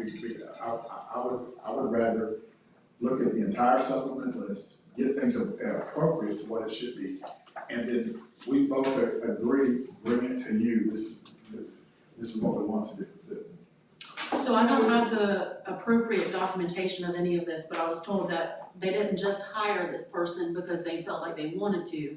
They had the approvals to do that from years past before you come along, that there was approvals there, but then when they got the documentation, it wasn't. Whenever the cheerleading for Westlake, and I'll stand on this, when the cheerleading for Westlake was brought to me, it was in the middle of the 24-25 school year. And Because the process it's already done, I was cannot not change that processed. whatsoever, and the person that was first selected that they wanted to do that couldn't, for other reasons, it couldn't, so then there was another one that they had to do it. But in order to get paid as a cheerleading coach, you have to have your certification as an athletic coach or be a certified teacher. This person was neither. And so that's when Westlake, with their funds, instead of a coach, did a sponsor out of their fund, and that was taken care of. Now, by the time we got it back into it this year, blame me, by the time we talked about that, people had already been paid. And I feel like it was appropriate to start changing the supplement list until this spring, so we can get it all correct. Hope that makes Are sense. those same people at the Moorhaven High School being supplemented for cheer? What do you mean the same people? Well, the people that are doing cheer. Are the I didn't see it people on in here. positions similar to that at Westlake who are cheerleading coach / club sponsors receiving funds for being in that position? Yes. Okay, so, I We just need personally, to add one to the, to Westlake, so we need to have a cheerleading coach added to the supplement for Westlake. When we do that, and it's negotiated, and it's approved by both sides, and we bring it to you, that's when I feel comfortable of saying, okay, we're gonna pay this person to be the athletic cheerleading coach. okay, for 6.1, I personally am not in favor of approving this. There's items on here that still are not approved by Dr. Barfield, and some of the items that have not been addressed properly for a couple years. And so that's just my personal opinion, and I am gonna leave it at that. Okay, I had a couple of things too, I was gonna also pull this one. And I emailed Mr. Radeball yesterday or day before yesterday and got quite answers to most of my questions, but when I look at the softball coaches, and I see we have a position, we have an approved supplement for an assistant softball coach at Moorhaven Middle High School and an assistant softball coach at Westglade School. And I understand that that's because those Westglade students are coming over and playing. Almost. Go ahead and finish. Okay, well, that's what I thought you said when I read your answer to my email, but anyway. My question is, Ramona Baker is listed as the assistant softball coach for both schools. Is she getting a double supplement then? There's a varsity softball team. Right, there's a And there's a head head varsity. coach and an assistant coach. And then I believe the Westglades is a middle school or JV, it's a middle school. Okay. There's a second team, like I did when I was in October, I was an assistant for the varsity, but then I was the head coach of the JV. Those are two separate teams that practice separately and I go to different. That makes perfect sense. So she's the That's what that is. assistant to the varsity Yes, and she's also coaching the middle school or JV. yes, correct. Gotcha. That's I what didn't that- understand your answer yesterday Sorry, when I sorry, I read it, so I shouldn't thought, have. okay, I'm gonna ask again. McGee, it looks to me like she's receiving it twice. She is, she's getting a Those are- supplement to those are be two the separate teams. assistant to the varsity, Okay, and she's getting a supplement to be the head of the JV. team. And which was Right. that assistant She does varsity, there are middle school kids who play softball Yes. and are on the JV team at the high school. Yes, And I told you that part of what we're going, I felt comfortable doing that because it's two separate teams and they're Westlake students. gotcha. What we need to revise that to say is high school varsity, high school assistant, and then JV coach. I agree. So the other thing, I really wanted to, Mike answered my question, but I just wanna state it publicly, I guess, about the science club sponsor, and not the club sponsor, but we have a head science fair coordinator at Moorhaven Middle High School, and an assistant science fair coordinator at Westglade School. So I'm assuming they are going to work together and put on a district-wide science fair. And I don't remember that happening last year. I sometimes forget things, but, I think if we're paying two people for district science fair, we need to have a district science fair. And that's why when we were going through and I was saying that the supplements and with the union, the supplements need to be looked at because even as last year, if you received a stipend for being a third grade team lead, well, then I wanna see notes that you are actually doing something to get that supplement. If you are a student council sponsor at Westglades, well, what did you do to get that money? Because that's quite a bit of money. So that's in the whole conversation. And I think that's why there's been some like, well, we may not fill that position. Because to me, if we're not having a science fair, we don't need to dish out $5,000 to people doing a science fair. I think we're dodging our own, supplements basically. And that's all we're doing. We wanna give, if someone is doing something, just like the cheer, I'm for anybody to get kids involved in school. I don't think any of us up here are. It's just, and I think Ms. Prolant said it very eloquently, you have to go through the process. It's not that we don't want to, but the way it was presented, the way it happened, and yes, it has been, but I think there were some like Mr. Grable, I think there were some other circumstances that the general public doesn't know about when it first started and who was hired, and there are some things that can happen, so, you know, have we drug our feet on it? Probably a little bit, yes. But as far as the supplements, the weight room supplement and the, can't remember what the other one was, Ms. Clemens, the union wanted that because they wanted it to be equitable. And so there is a weight room out at Westlake, so they were gonna have, so we're trying, but I don't think in the middle of the year, if I'm a principal and all of a sudden I want a cheer club, I don't think that I should be upset with the board because I don't get the cheer club just like that. There's a process that has to be Just Oh, like gone through. that, it's I mean, going Right, that's on for been a going while. on for a long time, because the principal approached me a couple years ago about wanting it, and I said, go to the union, that's negotiable. correct. So she's been trying for a long time to get this established. You know, I think we can all agree that our supplement list needs revisions. There's things on I there think our that, process needs revision. I think the board needs more autonomy in what we're allowing our schools to do and not having to be put on a timeline that involves a year before a position may be considered. yeah, There's other ways to do these things, like each school that has these grades can have 5 club supplements. Each school can have 4 different athletics, and then the board can decide, okay, this school is doing this, we're gonna add a supplement for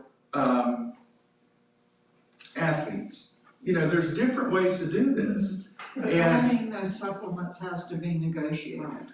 It has to go to the union.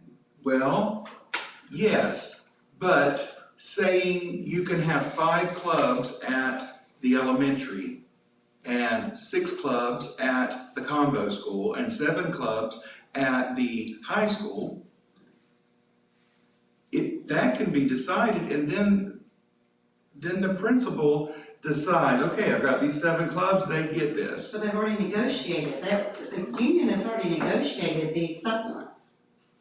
I understand, I'm saying I no longer like the process, that we have to wait a year. Why can't, you know, when we need something as an emergency, we call an emergency meeting because we're the kind of people that care and we wanna get it done.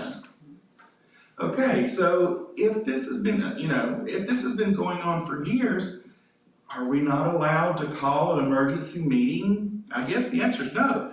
Then we say to the union, hey, we got a situation, we can get it worked out. Can we call a meeting with the union?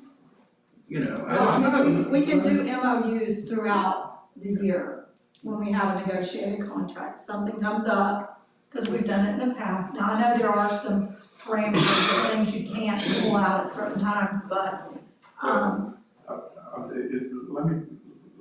Let me get something, that's kind of on the other side,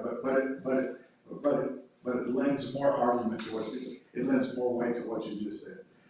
There's a conception that it's up to the union to bring it to us.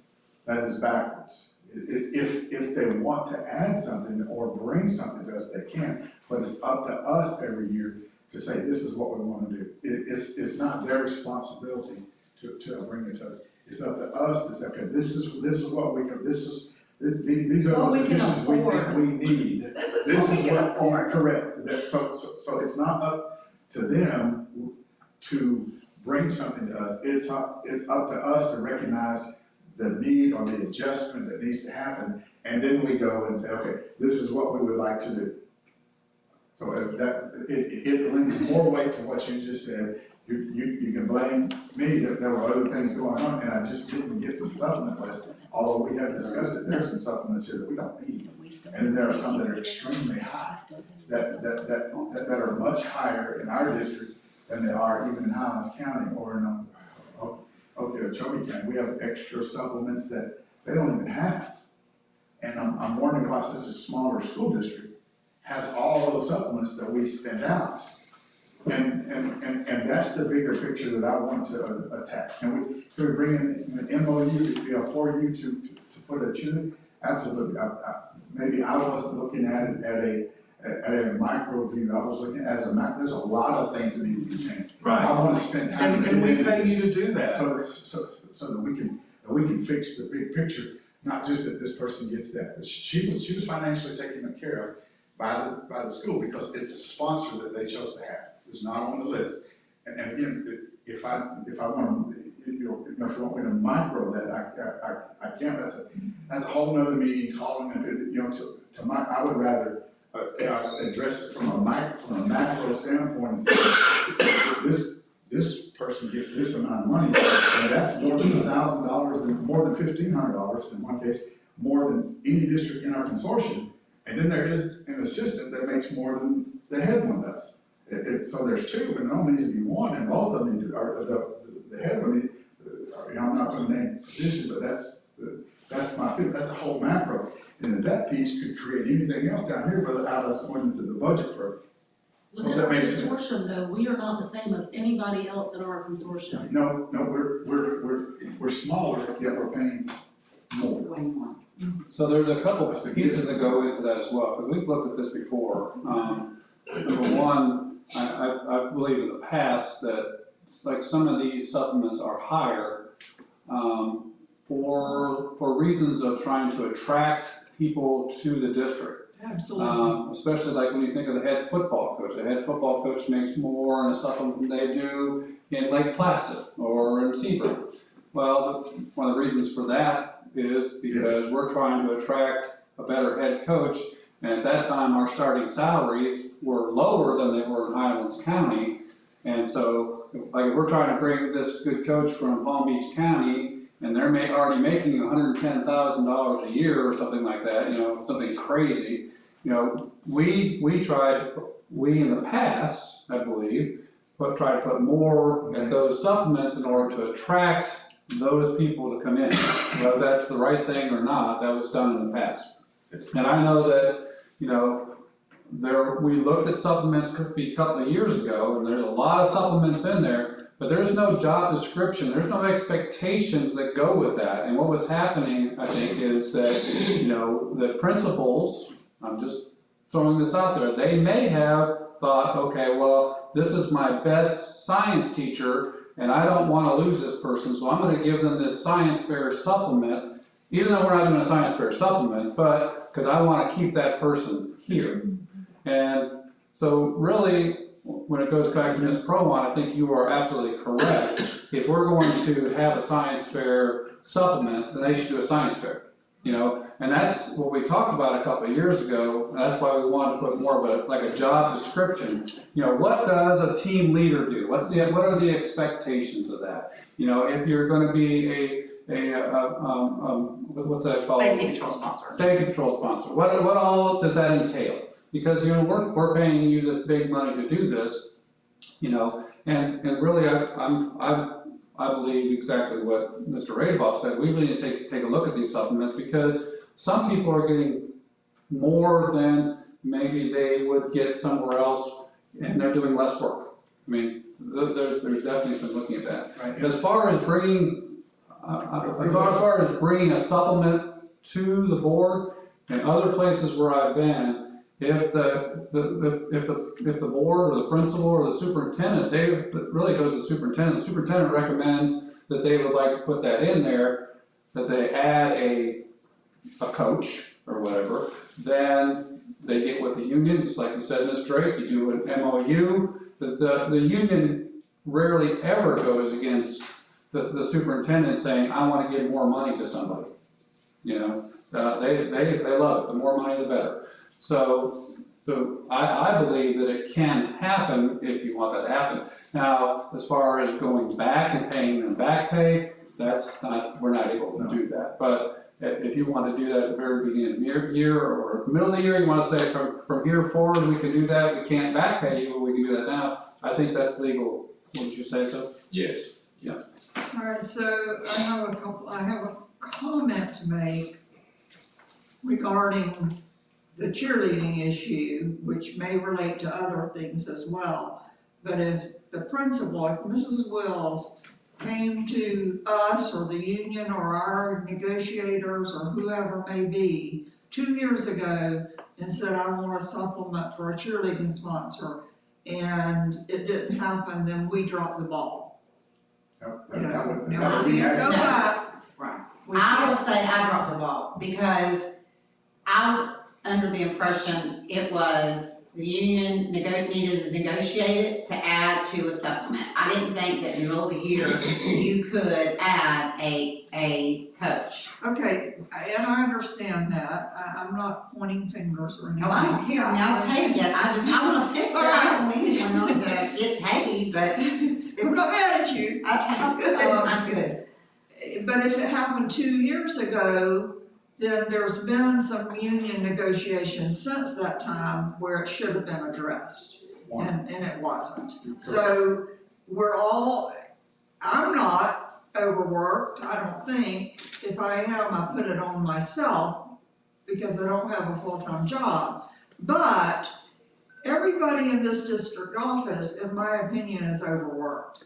They're taking on more responsibilities than they should have to because of limited resources at this point in time.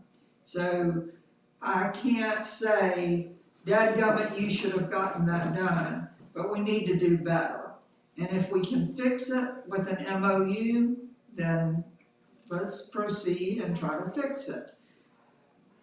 So I have a question. This was on the agenda for approval. What are the repercussions if we do not approve it today, if we table it or put it off to another time? There's a schedule of, you know, of when the supplements get paid. Some have already been approved on there, and I needed to check off the ones that, like the football coach is already, I can still pay him. I need to get with Melinda, and I apologize for not doing that, to see which ones are new, because there aren't very many that are new. Most of those have already been done, so I can single those particular ones out, and I'll bring those back to you, or I can't, like, for instance, the baseball, and I don't even know the account, I'm just being honest with you.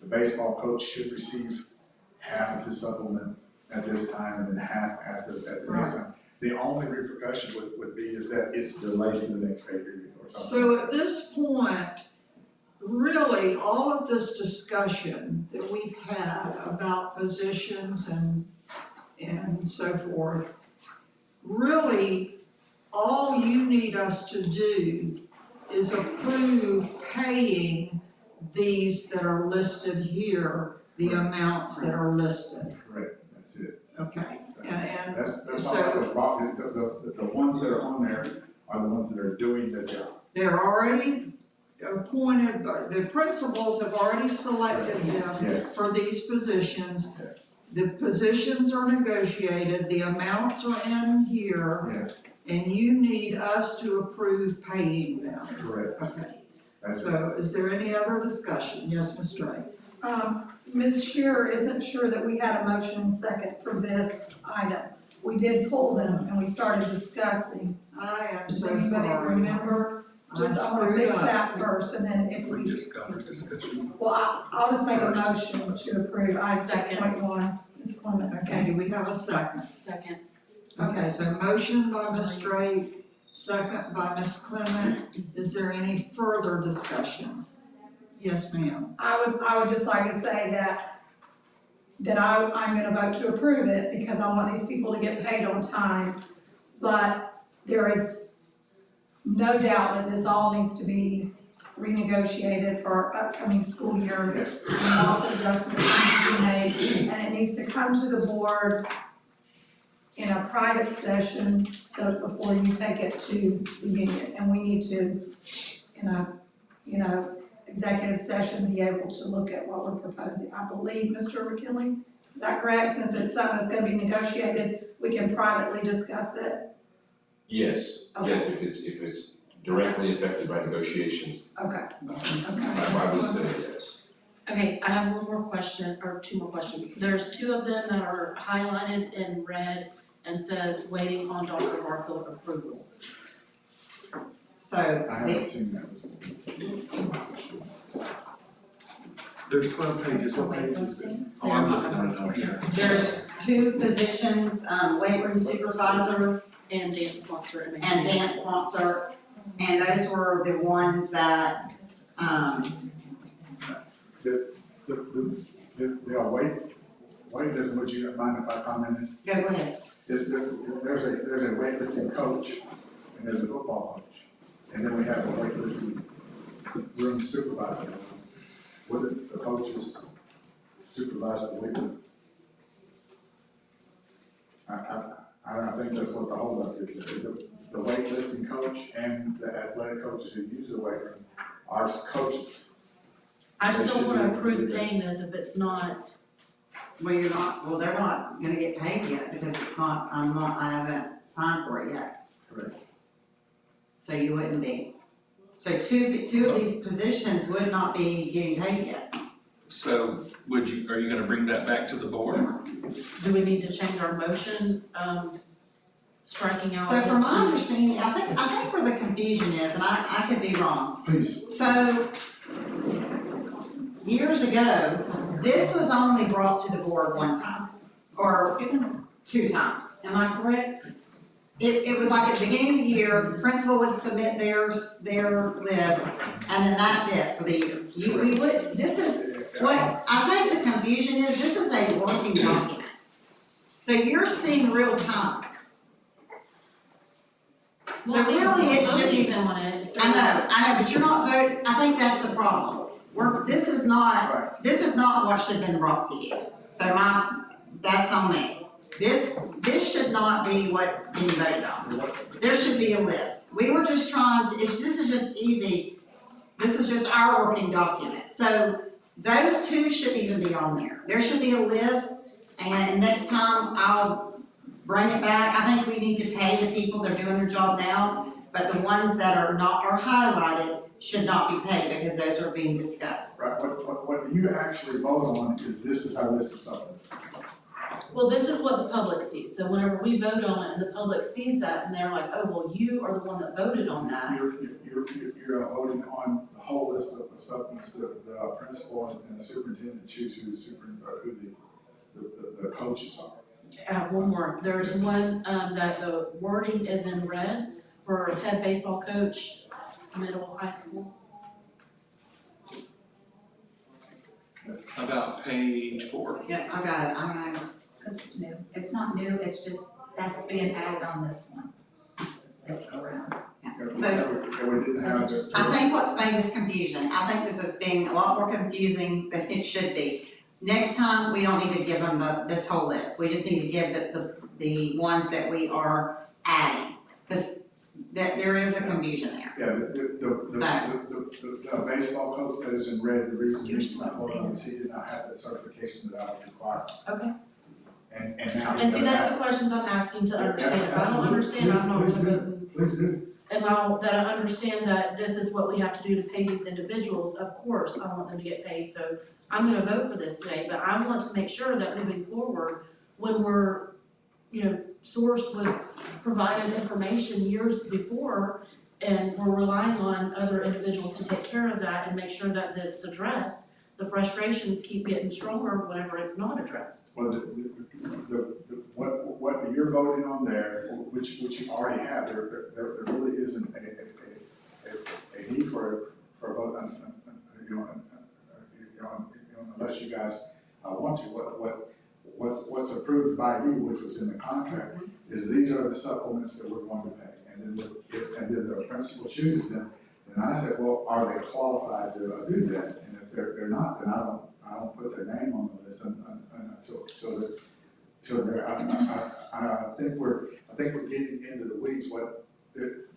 Mike, please stop me. Yeah, no, I get it. They vote on the amount of supplements that we have. Can I make a stab at explaining this? What I'm hearing administration say is that really all that's before the board is paying Billy for the work that he has done pursuant to the approved supplement list. So this step today is a transparency type. they're not really asking for your input on the overall supplement situation. And it sounds like from the discussion, there's consensus that there's a situation with supplements, but that's not what's before the board today. Right. Is it, Correct. am I restating what? Correct, and connects to the report that I put earlier. I budgeted every one of those supplements in there. That they're there, whether or not we choose to fill it, if there's, for instance, last year, I don't know about this year, last year, there is a weight room at Westlake, but there was no weightlifting team. And so this year, now that they got air conditioning, I think that was the issue that they thought, is it now they want to put someone else, I may be looking at the wrong one. If, what I'm concerned about is, like she said, if it's a science fair supplement, are they really doing the science fair? And I know you guys don't wanna hear about the old days, but I No, just please do. can't resist. You know, many years ago, it has been many now, there was a job description for every supplement position. Okay. And, we worked on it, I mean, I helped create those job descriptions. I think we have to do that. And they may still be the same old ones that we They are. created back in the 1990s. But we need job descriptions. If you're gonna get paid to be a science fair sponsor, then you need to know what our expectations are for being a science fair sponsor.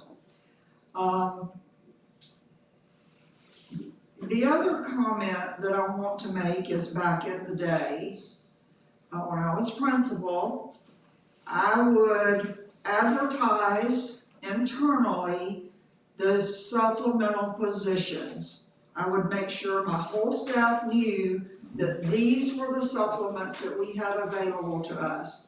They would apply to me for those. Yes. And then I would write a letter to the superintendent, please have the board approve the following positions, head football coach, so-and-so, assistant football coach, so-and-so.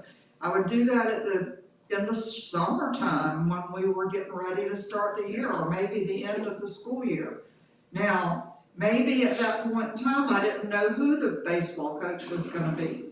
So in November, I would send a letter to the superintendent. Please have the board approve the following head baseball coach. And she, whatever, would put it on the agenda for the board meeting. Instead of all of this confusion, the principal should be doing that. They should be saying to Dr. Barfield, please approve these positions. And then she brings it to us for approval. Right, that, every single step that you said happened this year. The job descriptions, principal went with it, they signed the job description, those are the ones that you've already approved moving forward. I didn't submit this, sheet because I thought that that's already been taken care of, that if there was something new, that's what should be on there.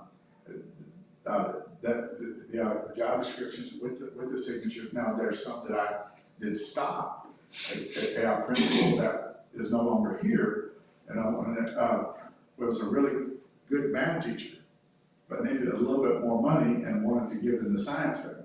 And Dr. Barfield, I said, no, you're not kidding, this is a math teacher, we're not doing this, and so some of that got held up for those kind of reasons like that. All right, any other discussion? I just wanna say, just before we move on, that this is a working document, and it was inappropriate to bring it forward in this view. We should have just done a list. This is what we use, it was just easier for us, so for future conversations, it'll just be the name and the position. So, I just wanna, And But negotiation. there's at least two of us that are not upset that it did come forward, because this whole conversation would not have occurred, and I know that maybe there's 2 or 3 of you here that wish this conversation would not have occurred. But, I'm glad it did, because we we did need to bring to light that we've got a particular situation we need to take care of, and I think our response, that we have a portion of that responsibility.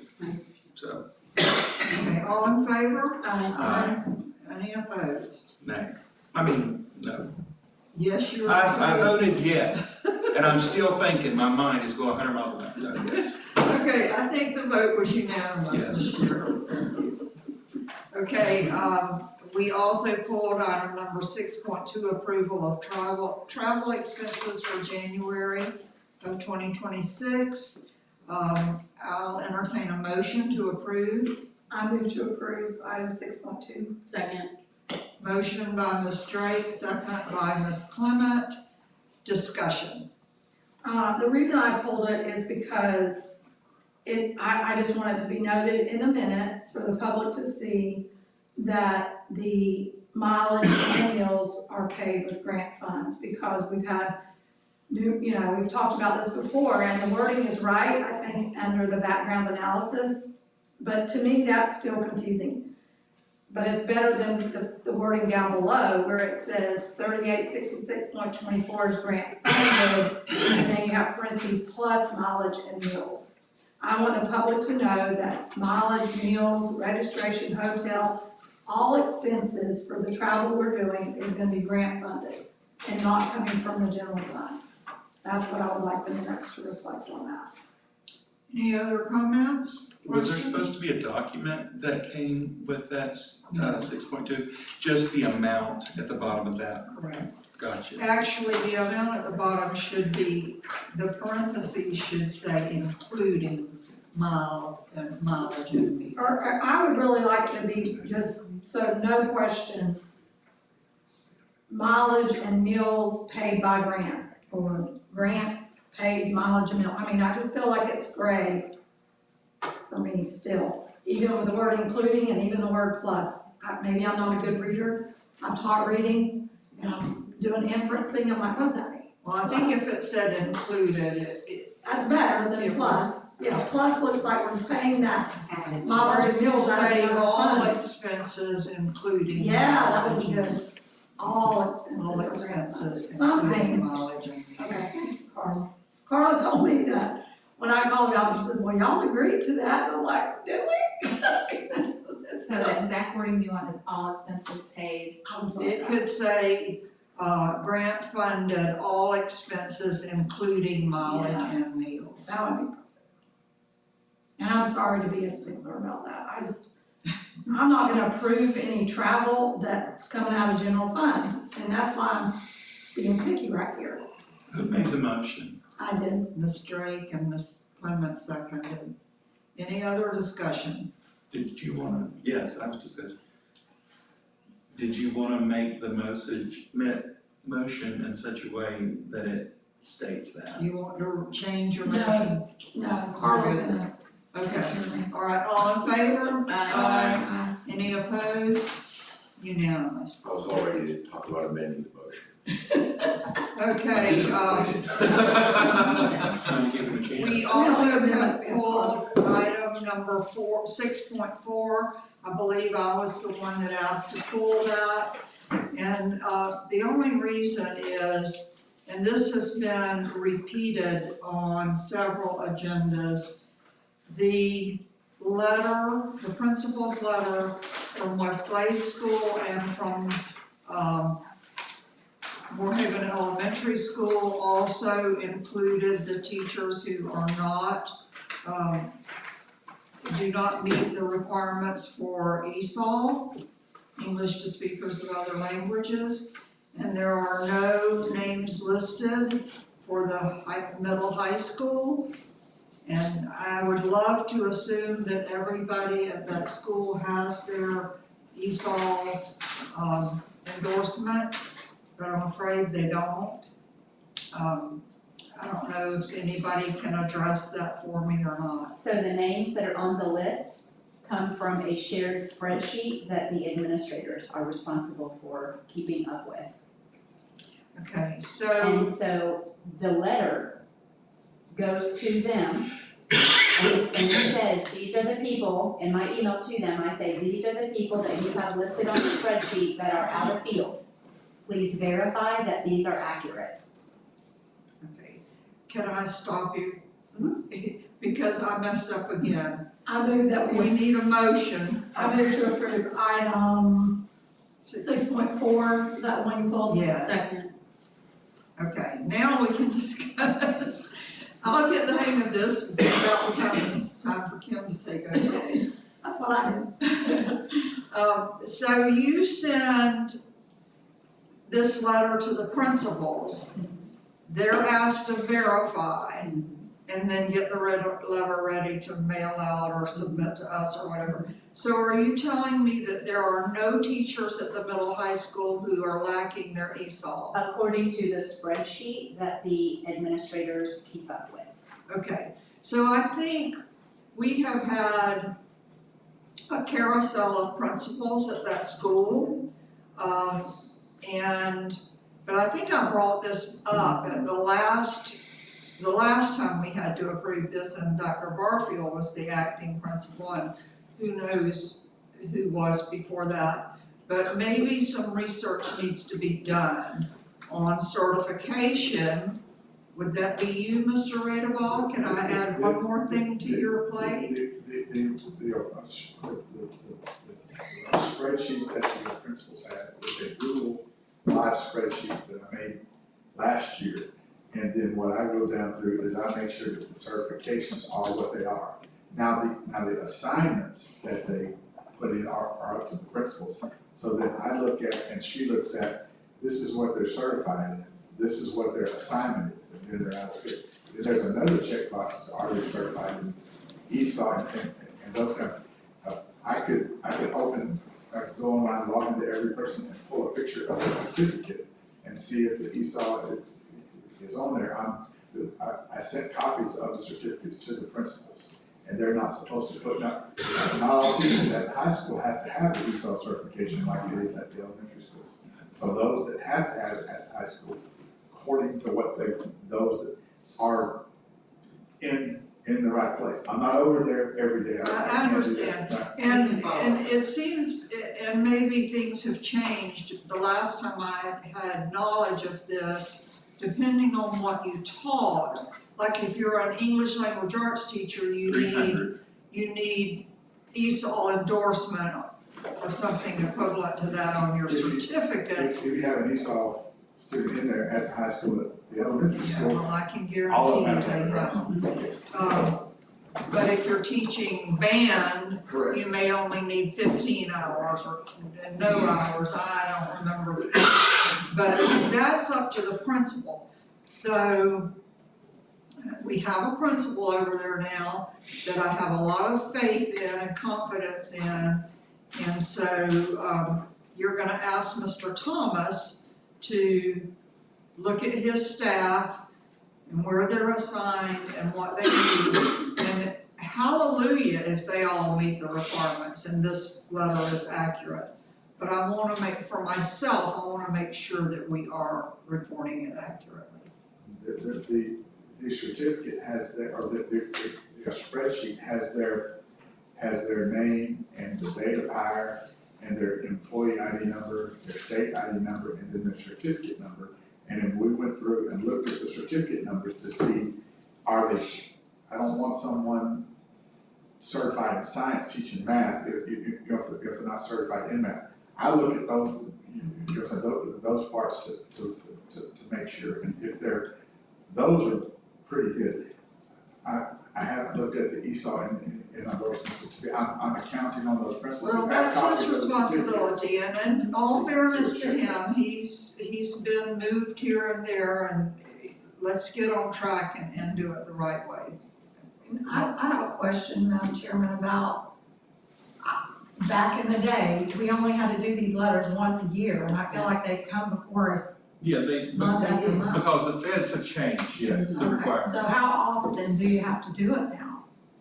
When they are, when a student is in the class of a teacher that's not certified for 20 days or longer. So every 20 days. So it's a revolving door. it's a constant effort, it's not just a one-year check these guys. Okay. It You know, changes. that That's just the seems red so tape that we need to ridiculous. cut. Are we mailing these letters home They to? send them home with the kids. So, Yeah, well, at least we're not paying postage because we used to have to mail them home, yeah. And it would go on the junk table in a lot of cases. Well, now there are choices, so you still could mail them, but we're allowed to send them home with the students. Okay, any other discussion? Okay, all in favor? Any opposed? Motion carries. Okay, I think, gosh, let me catch up with where we are here. 6 point. So we did not approve, we did not pull anything else, that's got that. So we're ready for general public comments. Any of you guys out in the public want to make comments? So superintendent's report. all right, I've got several things. I want to start, my comments out, but I just learned that, a former employee and a beloved community member passed away this morning, Laura Bell Daniels. And so, just want to keep her family in your thoughts and prayers. I know they're gonna need a lot of love in upcoming days. Okay, a couple things that I wanted to just let you know what I've been working on. I feel that a test attestation for appropriations, I signed and submitted a request that will go, Kaylee Tuck's office received them yesterday. The one for the air handling system, we're asking for $1,653,982. And that's for the air handling system repair and retrofit for West Glades. And then $4,500,000 in roofing projects. I know that this is different, I kind of, when all this started, I was noticing how Glades County was not writing appropriations, the county, doing a lot of appropriations, and I got to investigating it and saw that there were school districts that also were writing appropriations, and I did not know that was even possible, so this is my first time doing it, but I'm in conversations with our lobbyists, Patrick Bell and Elizabeth. They feel very confident, they feel that it was written well and that we will, we're in a good place. Now, as you all know, it's gonna be tight in Tallahassee this year with money, but, if we were to get, that money, it would be a huge help to us. And if you'd like to see that, you're welcome, it's pretty thick, but you're welcome to come to my office and I'll let you, Can you just repeat those amounts? the air handling system was for $1,653,982. And the second appropriations, which I wrote them in two different appropriations, was for $4.5 million, and that's for roofing repairs. And roofing projects, I believe the plan, and I wish Dan was in here, but is to re-roof all of West Glades as well as this district office. So, that has been completed.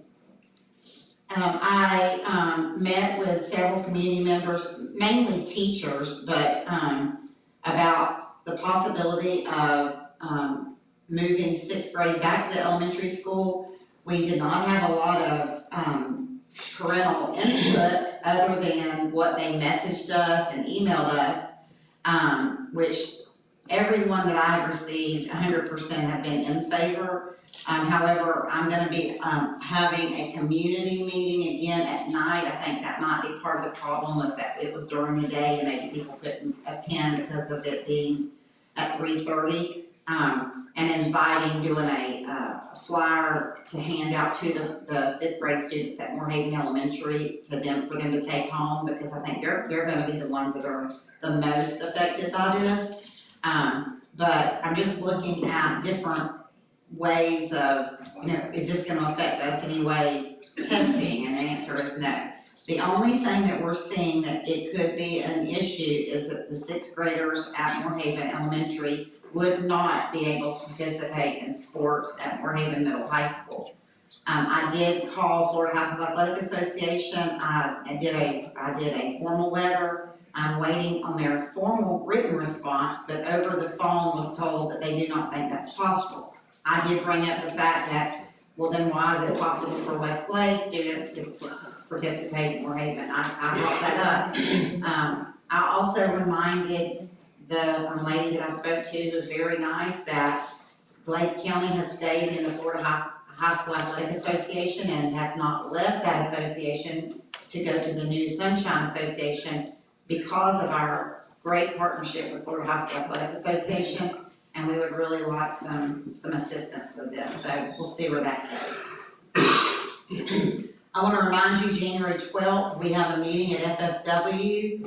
It is gonna be to discuss the collegiate program, and it begins at 11 o'clock until 1 p.m. And I believe that is gonna be a working lunch. They will provide lunch. And I didn't know if you all wanted to ride together. We will have to come straight back because at 3 o'clock, and if you would like to attend this, you can. If you you don't have to. At 3 o'clock, I have an aide from Congressman Scott Franklin's office, Tommy Edwards, is coming. I had heard that he has a lot of pull with the Congressman does with IRS, and I am hoping that he can put some teeth into us getting the money back from the IRS that is owed to us. So you have a meeting Yes, scheduled for him? Yes, at my office, he will be here at 3 o'clock. And if you'd like to attend, you're welcome to, and would definitely welcome you. Do you wanna talk about transportation to the FSW? Yes, Right now? would you all I'll be like to? happy to drive if anybody would like to ride with me. I can carry, a SUV. I can carry 5 fairly comfortably. 6 or I'll ride with you. I don't like driving, so I wanna ride with somebody, so I'd be happy to. I'll have to get with you, I'm sorry, I'll have to get with you. I can't hear. She'll have to get back with you to answer that. Oh, okay. I'm sorry, I had my hearing aids in, You're good. but I still couldn't hear you. Do you want us to meet you somewhere, Larry? Yeah, We'll pick you up on our way through will you drive? Bell. Yes. I'll pick Crystal up. Wherever you're meeting Larry, I'll just park there. Yeah, do you, I'm actually 9/10 of a mile from 29, if you wanna come to the house, but if you want me to go up to the road and park, I can do that. Why don't you just go to the was it Usaid or Winn-Dixie? The Dollar General. Oh, the Dollar General, that's a good place, because it's We'll meet you there, At what time? at the end, at the Veterans Park end. The Dollar General parking lot, the far end where the Veterans Park is, Yes. that's the safe spot. So what time do we need to be there? 11? So I don't like to rush. Yeah, that's, So I'd like to leave my house probably around 9:15, something like that. He'll pick Larry and I up at 9:45. 9:45, will that work? Yes. oh yeah, You know I don't like to ride, so this is a huge deal for me to ride with you, Ms. Furlong. I'm gonna have to be backseat driver. Good. I owe her, because she's ridden with me a lot and talked to my driving. Okay. Okay. All right, so Kim, if you decide to ride with us, you heard where we're gonna meet, 9:45. That should give us, that's an hour and 15 minutes, that should be enough, right? Yeah, okay, sounds good. Okay, we had a meeting last night, an administrators meeting, it went way late, but that was okay because we did a lot of really great, we're looking at our PM2 data and being on track to maintain our A status. And we've got a lot of great conversations were held, a lot of, you know, how are you doing this, what are you doing, what do you need? It truly was a great evening, and, our administrators were all on board, and I feel very comfortable that, we're gonna go back to back. I wanted to talk about two things that were, we had talked about before, and I just wanna bring up again, because I don't know what, I'm not clear what the board wants to do with this, and I just need you to tell me, and then what do I need to do, I guess is the question. Number one, the referendum, with the 26th election coming up, are we going to put something on the ballot? Absolutely. Okay, and what are we gonna put, where do I get the wording, what does that look like, when do I do that? I'm not familiar with that process at all. And then the second thing, are we going to add the appointed, elected, what does that process look like? I just don't know how, is the board in favor of that, is that a vote that needs to be taken? There was a discussion about this at one point, and one of the things I think I mentioned was, if you get with Aletris, she can help with the wording, because it has to be worded in such a way that a yes means there is a change, and a no means no, that the people did not approve it.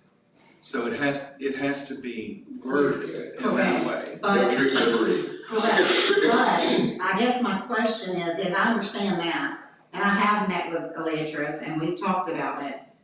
She's been her office has been very informative, but my question is that a vote that the board has to make? Yes, the board should adopt a resolution and adopt the ballot language. Because that's what's usually done with these things, and some of the statutes, it explicitly says that's the process. So,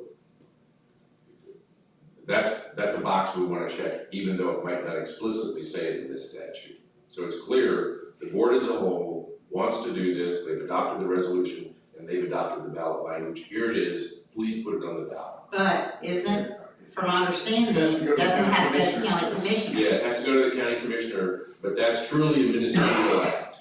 Okay, They can't say, no, we don't like this legally. We're They might try really to do getting it. their permission to add it to the ballot, not their permission to do Yeah, it. they're acknowledging that it's their duty. Now, not that there's never been controversy about that, I'm just telling you what the law is, they I tried see. in other counties, but yeah, there is that step. So that puts the ball in your court then, Mr. McKee. Yeah, it's the season, it's time to do it. Mhm. I'm doing it for my other districts now too. Okay, good. I've only got 4 of them, so.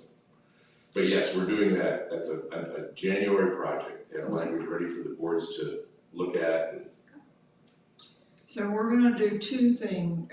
We're gonna do a referendum about the change from elected to appointed superintendent, but we also have a tax one that we're gonna do, or? we are gonna do this. We're gonna do the flexible spending that we've always had that we Right. missed. That one I know about, but did I miss a meeting? Are we gonna, is the board collectively decided they wanna go forward with the appointed superintendent as well? We had a majority that, it wasn't unanimous, but there was, and I don't think it was by motion or anything, but we Okay. just had a discussion and Yeah, I don't think We we've not officially. So it's part of my process to do a resolution, as I said, so that'll be the moment of doom, so to speak. Okay, so you'll bring that to us and then we'll vote at that point. So my question is, with me being the sitting superintendent, is there anything, do I recommend it? It's sort of like firing the attorney, there are some things that you don't recommend.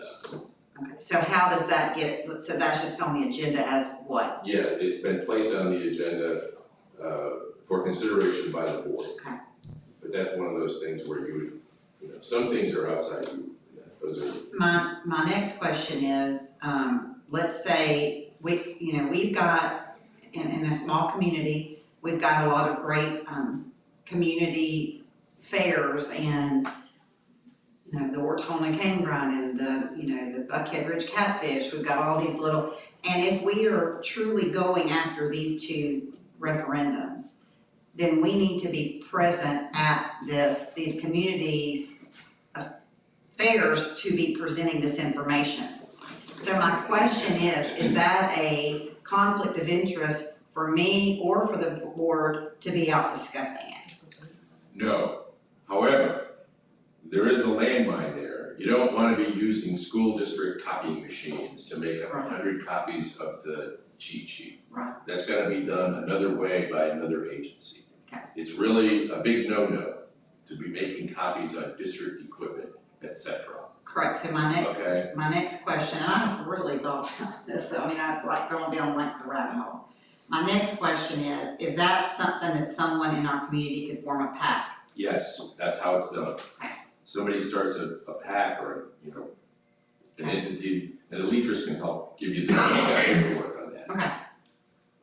How to do that. So the school district itself should not set up a tent at a festival passing out literature in favor of, or even just information about the flexible spending resolution and or the superintendent issue. School district financial resources should not be used to promote any referendum cause. That's kind of the general rule on that. There's also, I have a little brochure that I prepared about the do's and don'ts. In theory, you're supposed to be handing out factual information. But as an elected official, I would say that you have an obligation to express your personal opinion, being careful to make it clear that it is your personal opinion on this. But if you had a fact sheet that If you had a fact sheet, right, as long as you made your copies somewhere else, right, that would be very, very useful and helpful. I don't prepare the fact sheet, I've got the do's and don'ts all set up for you. So we would have voted on the resolution already before we're out there in the public Yes, all together. Yes, so it's clear, the board is behind it unanimously or 3-2 or whatever it is, And it is not a super majority. I don't think so. It is not. It I think is it's just a majority. It is a majority. Clear majority, 51%. No, 50% plus one vote. 50% plus one vote. Are you talking about on the board or in the ballot box? About, Ballot box. Yeah, but I also think that it's a majority of the board. Oh, of course. Yeah, some things take super. So the next meeting, I need to bring a resolution to the board, correct? Well, Or I don't, but it needs to be on the agenda. I'll do my best to get it done in time, in 2 weeks, but certainly before the first meeting in February. Okay. What my thought process was, I would get it to you before the meeting, but not for action at that meeting. You know what I mean? Let people percolate on it for a while, and then act on it the first meeting in February. Because I do think that we are gonna have, it's gonna be a very, attended, I think there's gonna be a lot of So there's gonna be a lot of discussion over it. pro and con. But I think that, I don't think we're saying, or I don't think the board is saying, this is, well, they are saying this is what we want or I don't want, but We're recommending. if, as long as it goes to the voters, let the voters decide, I think is what the Yeah, board is that's saying. good. Are we being? Well, I just wanna say about the flexible spending part, I just wanna make sure the board is seeing it, my perspective on that. As you know, historically, our fund balance has been very high. And I believe that referendum was one of the reasons that the fund balance was able to stay so high, because if you put aside your capital money every fiscal year and you don't do any capital improvements till you see where that ending fund balance is gonna be, and then you see it's gonna be low, you put your capital in there and you don't fix the roof, or you don't buy the bus, or you don't, I think that has been a tool that has been used to keep the fund balance up there. And that's why I think it's needed. I don't wanna stop spending money on capital improvements and go for appropriations every year for capital improvements. But I think that was a very intelligent way for the board to make sure that there was a cushion in that fund balance. But also, Maybe intelligent, but the neglect of things that needed to be done. Possibly, yes, and I'm not saying that, but I'm that's fine. saying that that's why I would want that tool in my toolbox. Sure. I would let the new carpet go, or I would let the new camera or whatever go, if I needed to make payroll, you know what I'm saying? So I think it's super, and the bad thing with having two things on the ballot is people generally vote yes, yes, or no, no. They don't take the time to really separate them out, and these are two completely different issues. We definitely need a yes. We need a yes on the flexibility. But it's capped at 1 mil, right? Yes, yes. But if it's both, yes, so in the wording, we would need them both to, when we're writing it, we would need it to both to be yes, yes. Do you understand, or no, no? Yeah, No, you Like can't do that, Larry it's gotta be 2 different propositions. No, I understand that, but I'm saying, when we go out and Yeah, we're, same rule applies. Correct. Yeah, Yeah. same rule applies. same rule applies that, so, cause when we go out and say, vote yes on, you know, where we gotta have a Just say standard, yes. right?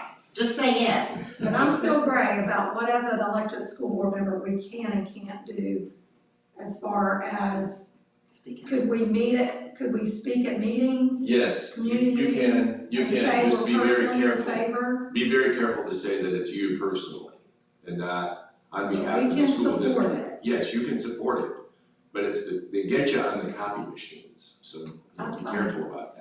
Well, if a pack is formed, which a pack will be formed, that'll be fine.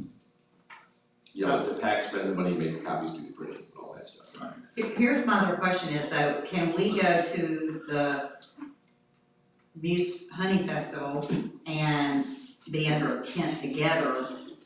Yeah, as long as you're treating it like a campaign appearance. And as long as we've already voted on it, which he's saying the first of February, Yeah, so we won't hit the Buckhead Bridge or the Lakeport, now they're in January. or And January.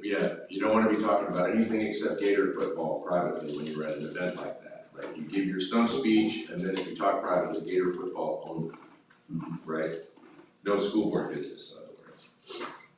But so really, the first, if we have it done by February, the first, would be Ortona, and then Art in the Park.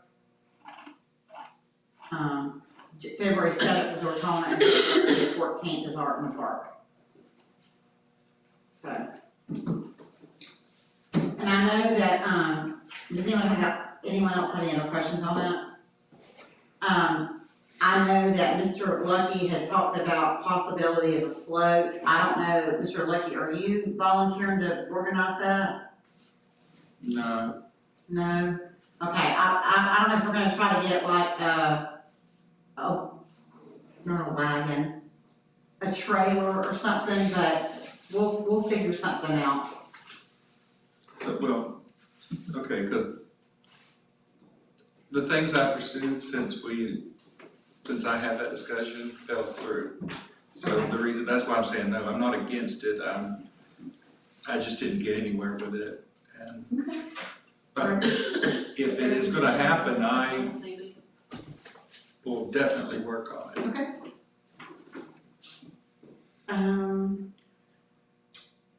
Do we have an entry in, at least? I don't know, Carla, have you, no, okay. Well, we'll need to call, I don't even think they have advertised it yet. It's on chalanicafestival.com, you just go to applications and do the.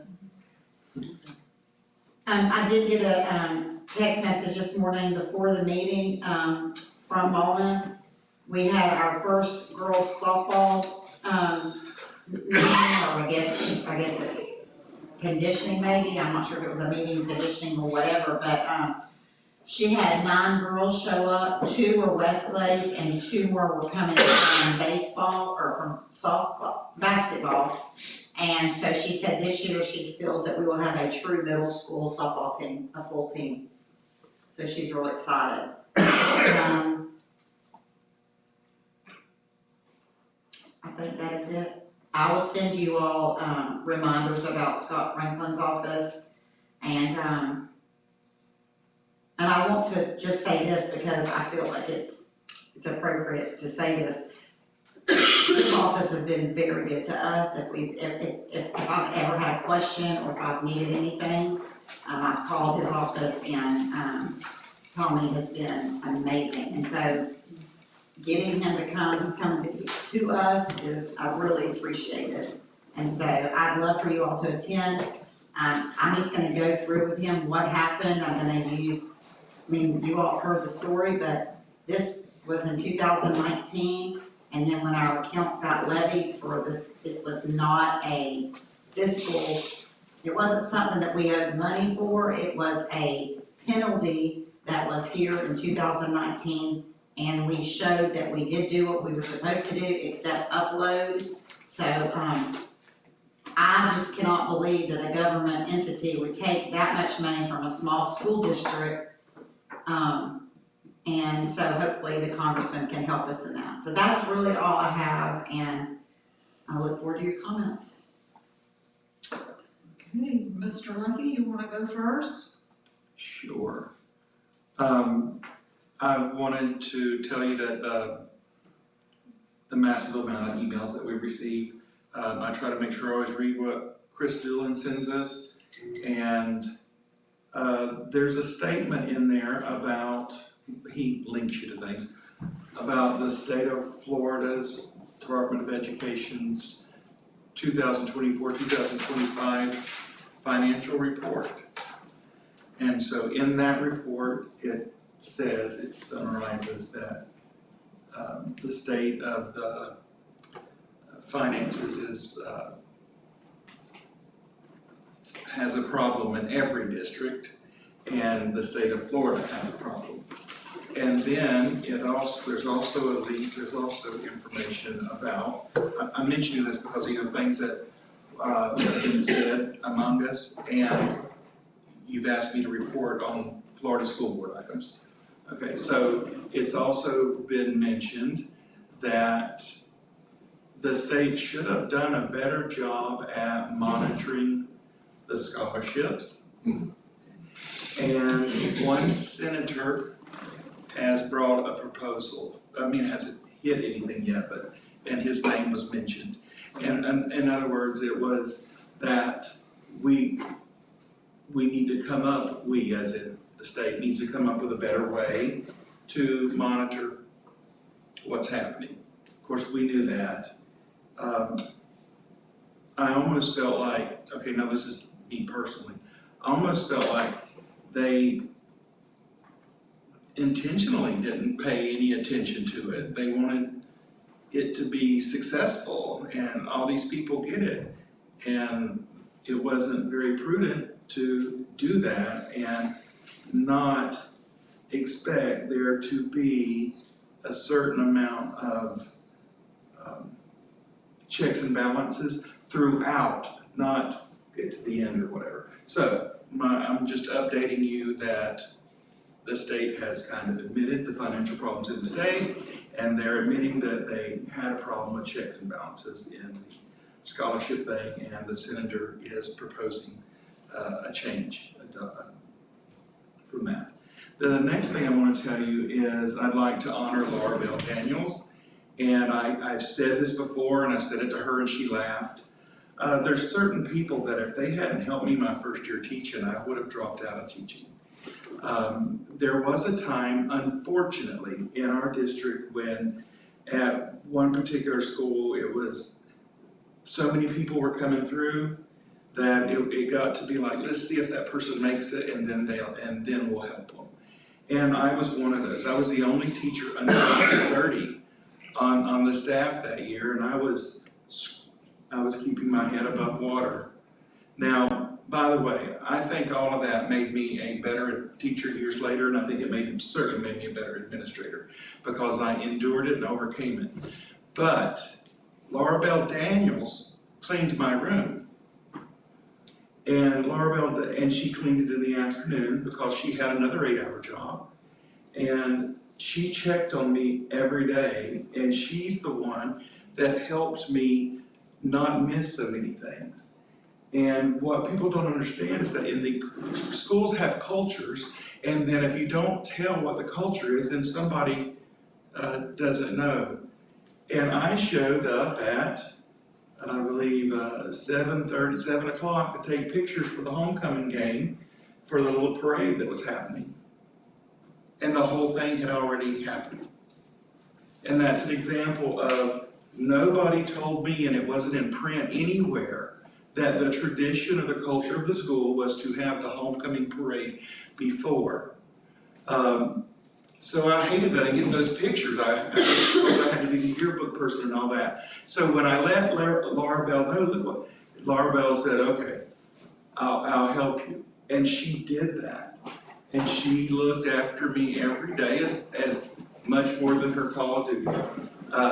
I wanted to say that, have I ever thanked Laura Bell? Many times. And I try to tell her family the importance that it was to me, that she was right there for me. And by the way, my second year, I was welcomed and everybody treated me great. Want to go there. Ms. Clement, did you have anything else, Larry? No, ma'am. Kimberly? Okay, I just wanna say how exciting it is to see all the kids at the new school. The teachers there, everything there has been, just spine-tingling exciting, walking through there and seeing the excitement through everybody and the accomplishments. Whenever I pulled in there the first day and Dr. Barfield was just, from ear to ear, she was smiling. And I'm pretty sure she wanted to cry, but she wasn't sure if she was crying, she was smiling.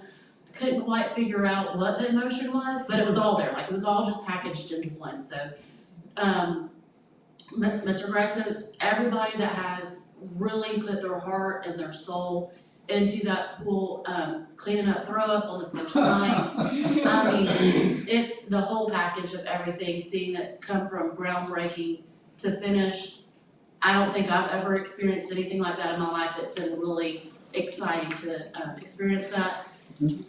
Now we look forward to keeping everything going smoothly there and putting out the small little fires that come up, but we got this. Congratulations to everybody on that. Well, congratulations to the board too, because I will tell you, I've been talking with some other superintendents that are going through the process right now, or that started the process when we started, and they're nowhere near or close to where we are now.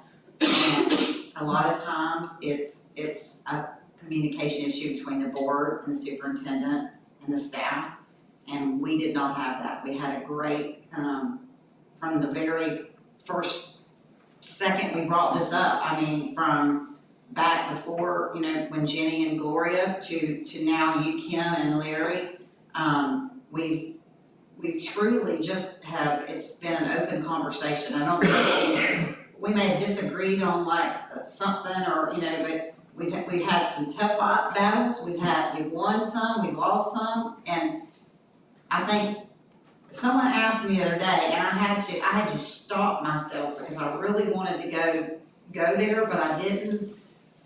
In my career, I think it's taught me a lot, just this process. Now I know, Brian was more day to day, and without Brian, we would not have that new school.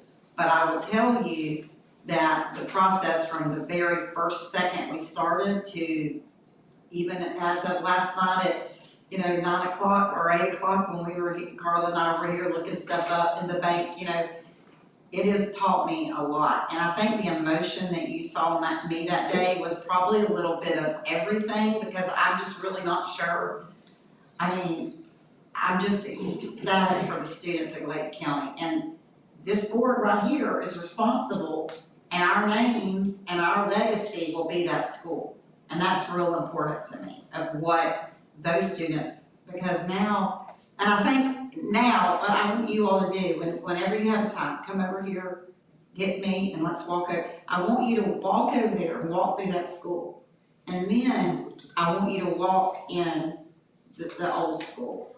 And then I think it's really like, oh my God, wow, we truly made a better life for those students. And it really, I think that was the emotion, and I'm just so appreciative to this board and to every one of you individually for calling my staff and saying, what about this, or what, I know we've said this almost every meeting, but I'd say it till I was blue in the face.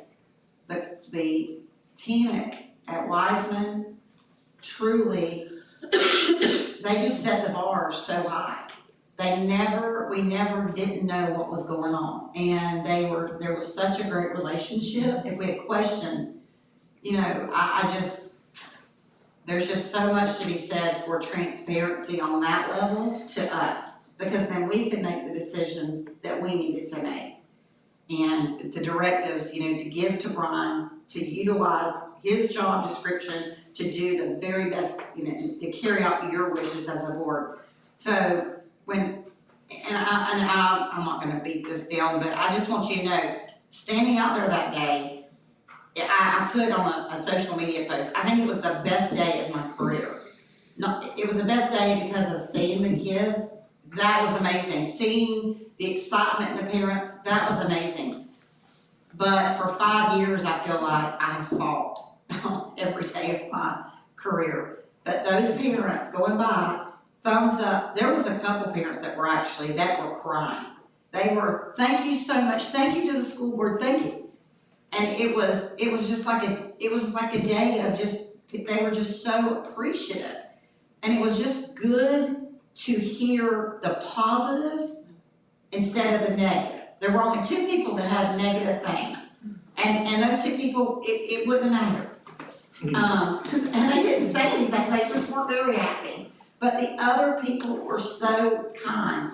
And it made me think there's such hope in Glades County, but we're the beginning of that. Because we're starting the future of those kids. So anyway, I don't wanna, I'm sorry, you get kind of got my emotions, but I did not cry crystal. I was gonna tell her. I also want to throw the bus barn in there, the bus barn, you know, Yes. Glades County deserves every single positive thing that we're doing in this community for our children and for our families, so I wanna make sure that the bus barn is included with all of our works that we've been doing. And it really hasn't been, I'll take that one. I have not done a good job at promoting that. But it is a beautiful facility, and it is so much better than what we had. It looks nicer, it's more, when you drive into our community, it don't look like we got a barn right in the middle, it's nice. So maybe we need to think about, maybe we can have some little bit of a small get together and go over and walk through it, because it's beautiful. So you're absolutely right. I just also wanna throw out there that we have something so nice now, we wanna make sure that the maintenance is planned and far in advance to make sure that everything is well taken care of and there's a plan in place. Dr. Barfield, you mentioned that you sent the appropriations to Tuck and Grawl. Yes, ma'am. I will be in Tallahassee, and with our platform, can I add those That would to, be great. and I'll also have the kids, you know, I've got kids from West Glades that can say, you know, what's going on and they need air conditioning. I've got the 2 project reports here that has been completed, and my signature, everything, and I will make a good copy for you, and Ms. Carter, would you mind making a packet for, just a folder for Grawl and for, Ms. Tuck? And that will be something that will be from all of us, and it could just be a nice presentation that I can submit to them. so I know, which is kind of odd, even Elizabeth said this, usually, Tuck doesn't, or Grawl, they don't usually get them this early, but they requested them. So that's good for us, because I don't know if maybe that's saying, hey, we're gonna push this through, but, and I wanna, this money, the 4.5 and the 1.6, that would be huge for us, our district. I mean, it would take a lot of pressure off of our capital, so, And it's needed. and it's very much needed. Now, know that there was, I didn't see it included in that, we were getting quotes from Amoresco that we were trying to find grants for on the, lighting and electrical, I don't remember exactly the. Dan's, I think Dan was, Yes, under. yeah, he's not here, but we'll bring it to the next board meeting to discuss. Okay. So is that something that we could have added in that, or are we just kind of Well, getting our foot in the well, door first? So, this is funny, my husband laughed when I first started talking about this, because I had a list of like 50 things, I was gonna spend like 100 million. But because Patrick said, you know, it's gonna be a lean year in Tallahassee, so try to not submit so many. So I chose the top 2 there, And Cause I was thinking lights and all that, but they told me I had to, cause I was also gonna do the repavement of the parking lot, I wanted to do quite a bit. But they said choose your top two. and we're keeping Patrick Bell until everything, demolition, everything is completely done. I would like to, and I will let you know, he's been very flexible with us, he said, listen, I understand that things are tight right now. If you can pay, if you can't, I understand, so he has been very flexible. I don't wanna take Crystal's, are you gonna talk about BBK? I was, but go ahead. Okay. I know there was a letter sent home, and I personally received one about payment for, BPK, and I just wanted to see if Ms. Boyle was touching on that for a moment. Or if I needed to ask somebody else, I just assumed Ms. Boyle's She's the VPK lady. would be this. She wears lots of, that's just one of them. Well, first address the letter and where we are with the balance. Okay. Dr. Barfield, they sent a letter out just to get parents, current with their balances. The papers that Carla had made for you was just the behind payments. We wanted to kind of know where we were the totals, per school. So that was as far as the behind. As far as payments coming in, Mr. Radwell, that would come through finance through that string number. I don't know I don't have it updated on what's been sent this week, because the letters went out just, when we got back or right before break. I had a call over there to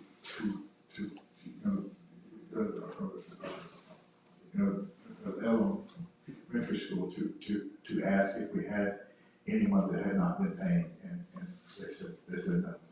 So I don't know if you've gotten different information since then. I've not checked the cost of it's a worthwhile program. It's not quite paying for everything, but it's a worthwhile program. So I don't have the updated numbers right now, but I can get those. I don't know if they got the number you sent me, as of November, it was $4,350 that was owed by parents at just Moorhaven Elementary. So I don't know, does West Glades have the same issue that we have? They're all paid up. Yeah, they're pretty much paid. It's more than elementary school. I was told they were all up to date. Out West Glades. Yeah. Sounds good. I did see somewhere in legislation that they were looking at making the full day care where it wouldn't be having to ask about wraparound, but I've also been told don't hold your breath on it. Yeah. That they bring it it's up so many times. It's so up in the air. They bring this up and then it comes back to funding, and then you've got some people that say yes, and then you've got people say no, we're not gonna fund it, so it's just, yeah. I'd like to just see it in writing from the legislation and say, okay, it's gonna be full day, and this is what we're gonna give the schools. Because it's just like Henry County, we were talking the other day, there's been a couple shut down, my understanding was, I heard, rumor was, that there was one shut down in Montura, and it's just because of the fact that, I know Henry County can use Title I funds, and a lot of school districts do use Title I funds to help support their pre-K. But it's a lot of bigger schools that have more students, that have more revenue, so they have money to kind of move around. For migrant, they take money from migrant, and they take money from Title I to help, to fund the program. So, and I hear the struggle like with our surrounding districts too, everybody's struggling to come up with all the budget cuts, they're struggling to come up with the money to fund this program. So hopefully legislation will do something to see the importance of having the VPK to get our kids ready for kindergarten and to set them up for success when they need to help us, because we only have so much money to work with. But I can get you the updated numbers for Moorhaven Elementary on who's paid and what the balances is. is there a question about us being able to survive continuing with this the way we're doing it? Are there ways that we need to look at, I don't know if you can combine, I don't know. Well, is it okay if I answer what I've been thinking and, talking to Rhonda about is, the reason I asked for the numbers is I was to the point of asking maybe our foundation if they would be interested in helping fill the gap, at least for this year, this What semester. foundation? The Education Foundation, Blades County Education Foundation, to see if they might give us a donation, or I also have a contact with the Collaboratory in Fort Myers. I can reach out to her and see about maybe getting a donation from them just to cover this year's, we need $5,000 basically because, the arguments I get from the community is you're offering pre-K, we don't have to, we only have to offer it to the ESE students. You're offering it because it's good for kids and it's best for our district, but you're operating in the red. And then, the collegiate program's operating in the red too, and you know what I'm saying, like, when I get to my comments, I'll address that a little more, but my answer is, reach out to some other entities to get us through this year, and maybe not have that around next year. If parents can't pay it, it was kind of an experiment, we kind of went along with her because she wanted to try it, we can see in War Haven, the experiment failed. Parents cannot afford to pay, or they would have already paid it. This letter that Dr. Barfield sent is not gonna put money in somebody's bank account. You know what I mean? They were just buying Christmas for their kids, they're broke right now. So, I don't see how we can continue to offer a program that's continually in the red. That's my perspective as a board member. We've gotta figure out how to get it in the black or stop. And then we have another route, we could reach out to YMCA again. Dr. Barfield and I talked about that because YMCA actually talked to us about the Wiggins Center opening a pre-K there.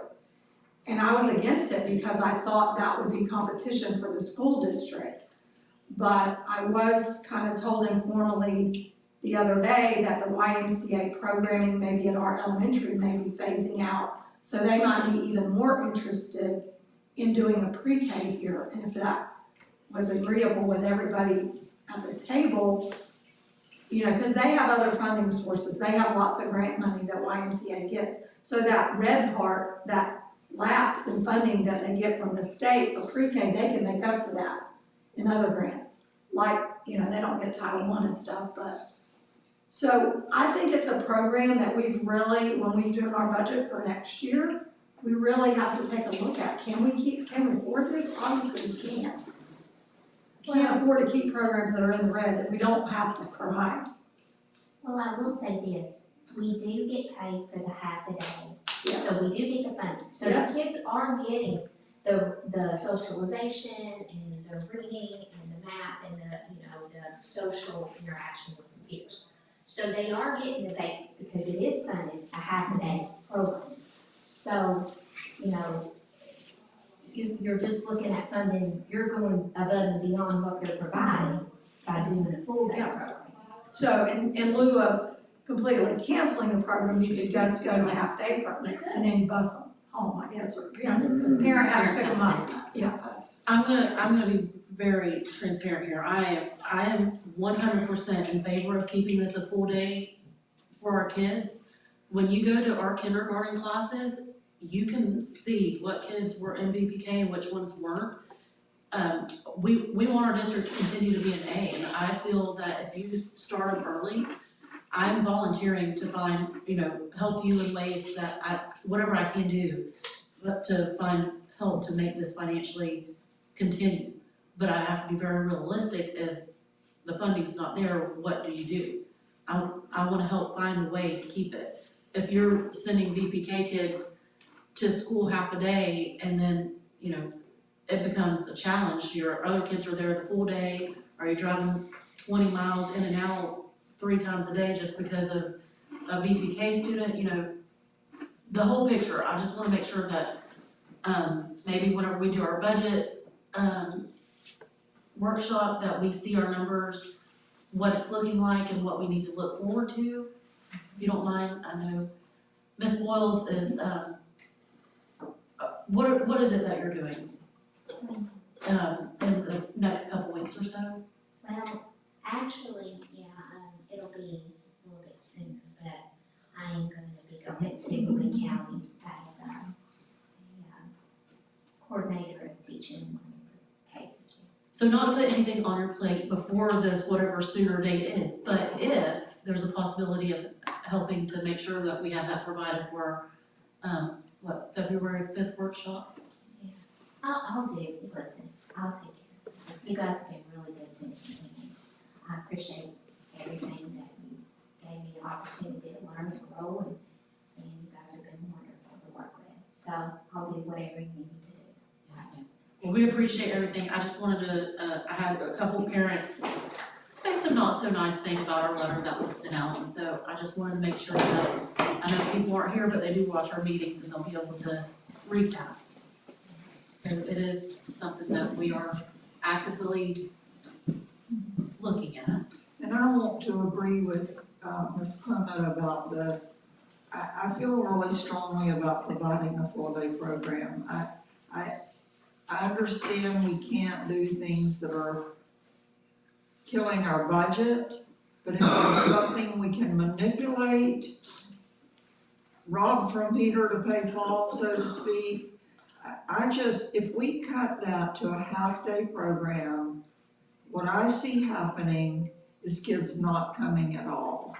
Because the parents aren't gonna be able to come into town and pick them up and then come back and pick up their other kids, or if mom and dad are both working, they can't come pick them up at noon, so what do? They don't send them. And it makes a huge difference. I agree with Kim, when you see the growth from when they come to that 3 and 4-year-old program going into kindergarten. And then that carries over to first, second, third, and then you're talking about test scores and school grades, and sometimes you gotta weigh the cost versus, the cost of not providing. Well, and then who's to I just say, hope we can keep it. well, who's to say, like I said, when you guys were doing your budget workshop, maybe we can look at other, cut one thing to help, prioritize. Yeah, the Title I sounds good to me. So you keep it for pre-K, it already pays for 2 paras. I mean, so I do think, the letter was sent, I didn't hear any negative from it. I mean, so if someone would have called here, I had one teacher reach out to me and say that, I can't afford it. Can I get some sort, I had one person, that's it. No one else called. So they And like yes, to complain, but yeah, they don't like. Right, but here's my thing. 2 things. Number one, as a certified kindergarten teacher, and that was my beginnings, I know the fundamentals of reading start as soon as a child is born, or before, when a parent's, pregnant, and the sounds and I love all that. And I know that pre-K is what's best for kids. I know the earlier the better. I remember our parents would put us in like a little daycare, and we'd sleep half the day, and there's all kind of research on napping in school. I mean, I could go really deep into this, but I also know that if any of these parents can find daycare for $50 a week, then I don't know where they're finding it and what they're getting. I mean, and yes, we have to weigh what's best. So we're a small district. We've got to cut from somewhere in order to provide this. We can't have it all. Because I remember the board a couple of years ago, I thought we were gonna throw down up here about paying for, remember? We were like, no, we're not making them pay. So we have to look at, and I think at our next budget meeting, it'll be a good time to look, at, okay, look, this program is costing us this. I'm gonna bring this up, don't everybody fall out, but that's why it was important to me to really research the supplemental positions, because that's $60, $80, $100,000 that we don't have to pay there that we could put into pre-K. So I just think, I mean, my job is to try to allocate and try to do what's best, you know, on a daily basis and to take out what you all want and to put it into to make it happen. And to, if I see something, to make sure that I'm addressing it. But I think we've done a good job, I think this board has done a good job. And yes, our fund balance is not where we want it to be, but I think we've done a dang good job of doing what's best for kids. And we've maybe bit off more than we can chew, and it shows in our fund balance. But I think that if this board is committed to pre-K, we'll make it happen. But we're gonna take it from somewhere else. Just needs that, there's give and takes, that's all I wanna say. And like I said, not one person called and said anything about the letter. And I'm not a Grinch. I'm not, at Christmas, let Dr. Barfield send us mean letters. But tell the parent that didn't put their kid in the program because they knew they couldn't afford it, oh, well now we're not gonna make these people pay. Well, my kids missed out for a half a year.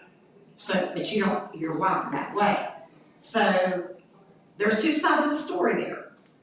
And I will say that, when I met with surrounding districts, DeSoto County, Hardy County, they all charge $20, and it's $20 a day, regardless of whether the child's there or not. So, like for us, we did $10 and then pay as you use, so we gave those options. For them, it's a flat $20 a day, and it's for 5 days a week. So, we were just trying to recoup a little bit to where we can kind of keep it afloat to see, how we can maintain it. I mean, just to let you all know, just something I've done that I've not just talked about. I've gone through the, when they publish lists of the richest people in Florida. I've gone through getting addresses. I'm gonna write letters and say, would you be considerate, maybe we need to rethink this. Maybe we as a board cannot afford it, but maybe getting that extra funding from somewhere and it not being Title I, Title whatever. I mean, I think at the point we're at in education, not just Glades County, but the state of Florida, because I read an article, I don't know who was in the, Brian, I think it was you in the office yesterday when it said, or maybe Carla, it was talking about how the new CFO for Florida is now coming after school boards. They're saying, we're gonna see where if all this extra spending, if it's because you're blowing it on, luxury trips or whatever. Now, we all know that that's not us, but I almost, and Mike's probably gonna throw something at me, I almost want to call and say, come to Glades County, please come, because I'd love for you to come and do an audit and show us where we could have done better. You know what? Nobody up here is trying to get one over on the state. We just want to educate our kids. We want the same opportunity for a kid in Glades County as a kid in Broward or a kid in Miami-Dade. If someone can come into Glades County, from the Department of Education and tell us this is, hey, maybe you should have done this. We want that information. That's why the recovery plan, thank you for Susan Pritcherton and Lilu and that whole group, because they were giving us suggestions and they were helping us come up with ways that, well, did you do this? Why didn't you do this? This is all a part of, what we're doing on a daily basis. We just want what's best for our kids. And I think sometimes the public they don't understand that we just can't take money from this account, but they don't understand the things that we do. But I'm learning daily. Every day I learn something new. And I think everybody in this room can say they do as well. But I think I want it on record to say I am a proponent for early childhood education. However, at the same time, there is very little money to divide among a lot of different programs. And I think Crystal's probably gonna address that here in her, when she talks, but I think that it's important that we put the emphasis where, you know, we're getting the most bang for our buck. Well, there is an incredible return on investment with pre-K. According to every research that I've read, how it affects graduation rate. There's actually, students who go to pre-K have a greater chance of graduating than those who did not.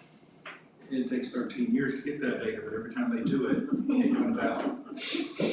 Okay, thank you very much, I appreciate you. My next question is our morning March meeting is on March 5th. And that is the day that, we go to all the schools and do their Challenger celebrations. This is just a Kim question, I am asking if there's a possibility of moving it out 1 week, or do we just keep it the same?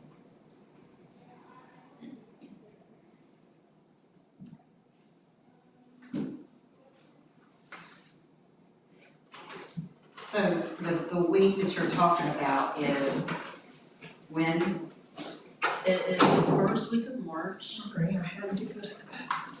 Okay, and you're saying that what is,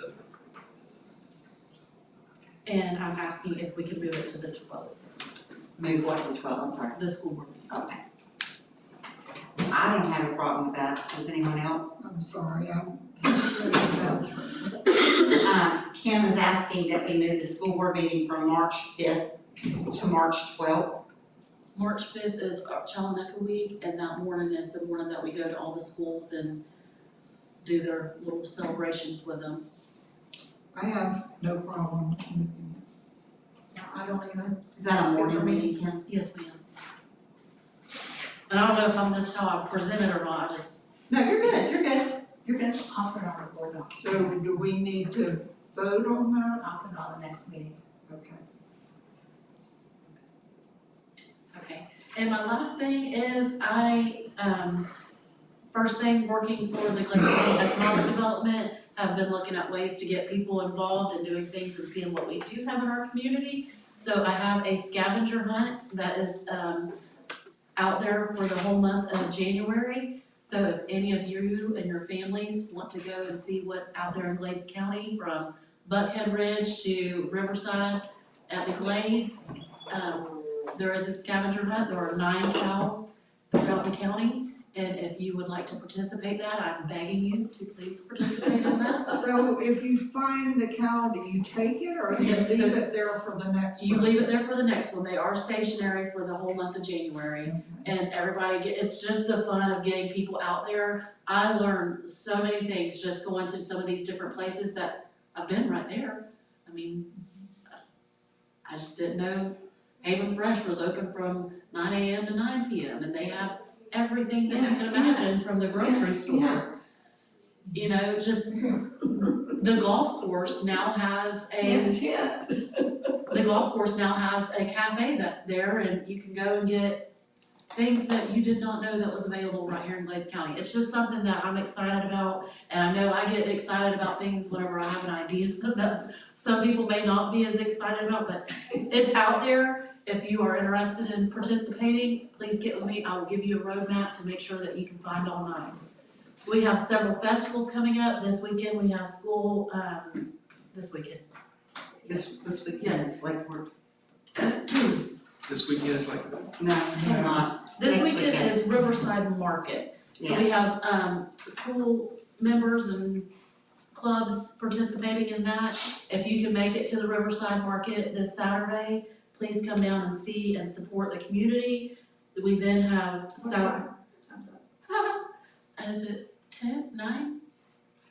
I should know that. What, the time of the Riverside Market? Yes, ma'am. It is 9 to 12. Yes, it's 9 to 12. Right there by the library and the new, they're all looking to do the dedication to that road there for Miss Perry. So Riverside Market this weekend, following that is the Sour Orange Festival, Bucket Ridge Catfish Festival, followed by the Ortona Cane Grinding, Art in the Park, Brightonville Days, and finishing up our festivals is then coming into Challenger, not finishing up, but then finishing up after Challenger, we have our Honey Festival in use. So we've got lots of opportunities out there for our students to be involved with and making community outreach. If there's anything that I can help with any of that, please let me know, because I'm having fun with a little bit of this. And that's all I have. I'm sorry, I probably took too much time.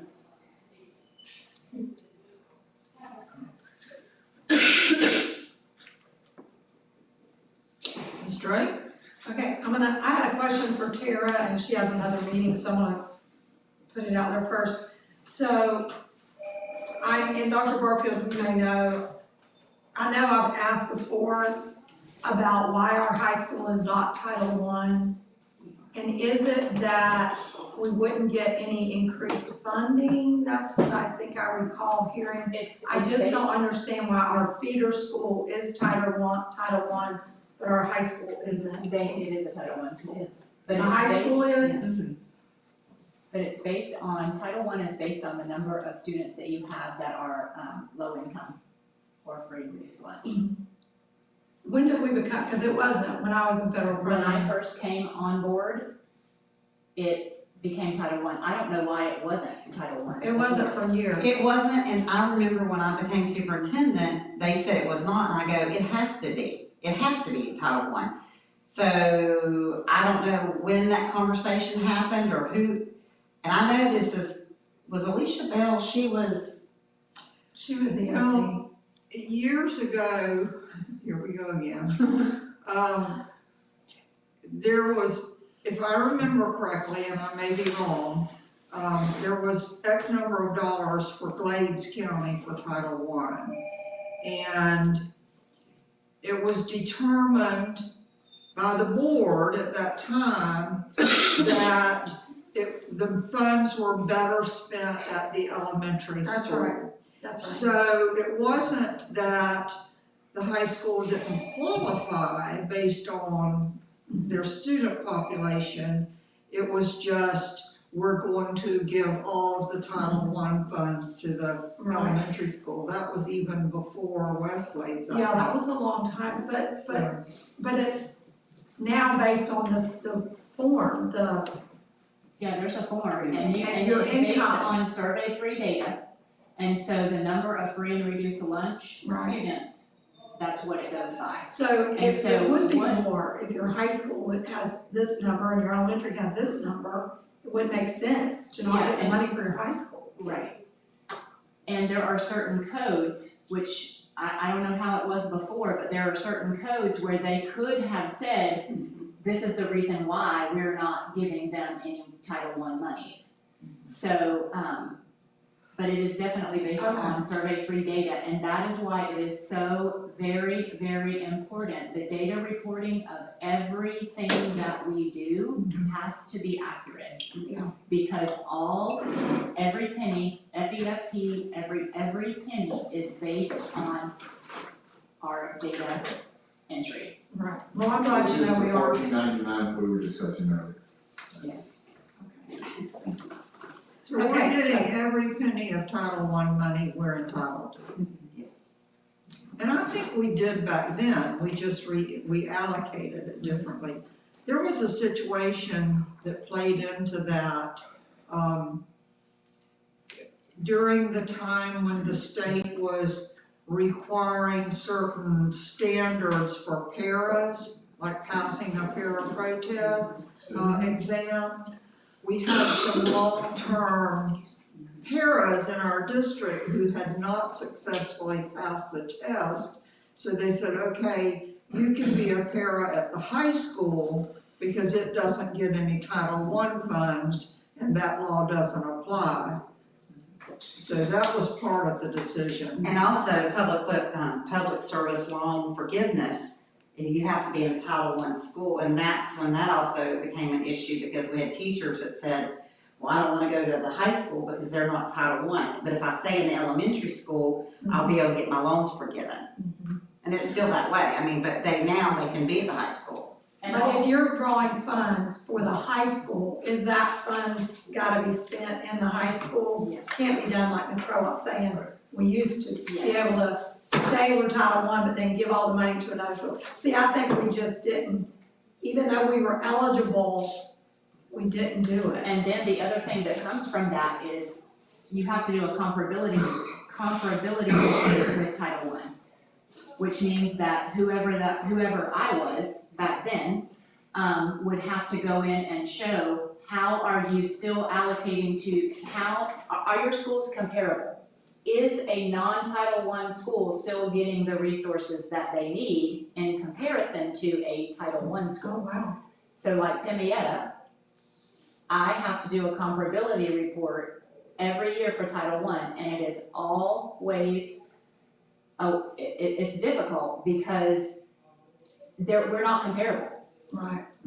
They get We're one not even close. They get, and so I have to do an action plan every year on, okay, what are we gonna do, to make those more comparable. Right, So- I mean, that's all I can do for that, yeah, okay. So, All right, that's what I wanted to ask you, so I don't wanna hold you up anymore, thank you. The other things I wanted to talk about, I had a whole thing about that Dr. Barfield covered, thank you, that's why superintendent goes first. You saved us a lot of time there, and I had taken a screenshot of Scott Franklin's, last email I got, cause it said, I will provide IRS support, I was gonna share that with you, so that was, we're thinking alike, you and I think alike sometimes. What? We do. I did wanna do a shout out to the, I wrote down volleyball, it's the basketball team. I think their record as of last night was 16 or 17-0. And they beat Riverdale bad. Yes, real bad, so. They have a home game tonight. Yes, 5 o'clock, but I think tonight might be a middle school game. I think. But you should come. Well, I'm not, but Sonari, is that how you say her name? Juice, yeah, Juicy, told me that they had a home game tonight, Oh, okay, maybe it's varsity then. but, It could be. and I told her I was gonna come, but my husband wants to watch the University of Miami football game. So Well, I'll sit with you at the basketball game. I'm probably gonna stay home. Okay. All right, anyway, big shout out to them, they're doing a great job, and, their coach is amazing, he's doing a really fantastic job. The other thing is, I wanted to tell the board, I may have told you at the last board meeting, I think I did, about the Wiggins Scholarship is going to pay the kids, $1,000 a semester for FSW. I will have the check with me when we go to our meeting, so that we can make sure it gets in the right hands to go, towards the Glades County School District statement for this semester. So when you get the statement, make sure that we're credited with, it's gonna be close to $20,000, okay? And I did wanna report that I guess the Moorhaven Scholarship Committee met last night, and they have not committed yet to give their $750 a semester, for their students. So I'm gonna reach out to some of their members and just have some personal conversations, I don't think I explained it well enough to the original person, so still not giving up on that, although they haven't agreed yet. And their next meeting is February 4th, and Dr. Barfield, I'm not able to go to that meeting, I was gonna just go to that meeting, were you at the meeting last night? No, I was at the administrators meeting, All right, but I can go to the one. so I was gonna ask you if you could go to that one, just so you can explain it a little better in case, but I am gonna, try to talk to some of the board members prior to that. And that's the Educational Foundation? No, that's the scholarship organization. February 4th, I don't have a time, Yes, ma'am. but I think you're on that board. I am. Okay. If we can get that $750 a semester in addition, that should cover our bill with them, hopefully. And then I had pre-K, but I think we went over, would you all like me to approach the foundation and the collaboratory to ask for funding for that? Or, Ms. Prolong, you have a lot of experience with the foundation, it might be better coming from you, or you might know their viewpoint, like, do you think they would be receptive to that? Most all of them are new. I don't even know who the new ones are. A lot of us old people have. How about Ms. Brown, is she still president? As far as I know, she's still president. Could we, just because I would like for you to approach the collaboratory first. Okay. Because they have a lot more money than the Okay. Education Foundation. Okay, And if, yeah, I'll reach out to my girl there, okay? and also, does US Sugar ever offer any type of incentives or anything like that? I don't know. I'll reach out to that guy too, he was very generous with us with the, Raging Cajun, And then, or Teacher of the Year is what they did, yeah. and then I know in years past, like softball, baseball, that sort of thing, Youth Livestock sometimes gave money. Is that something that they still do? Because I don't know of any organization, no, I don't know, I'm just asking, is that something that possibly they might consider? Or is that even appropriate to ask them? I don't I know. know organizations like Safety Patrol, ball teams, they've traditionally given to those, I don't know, can't really think of money directly to the school district, you know. Maybe I like would sponsorship. guess that, personally, I wouldn't even ask them to give money to the school district. Specific groups,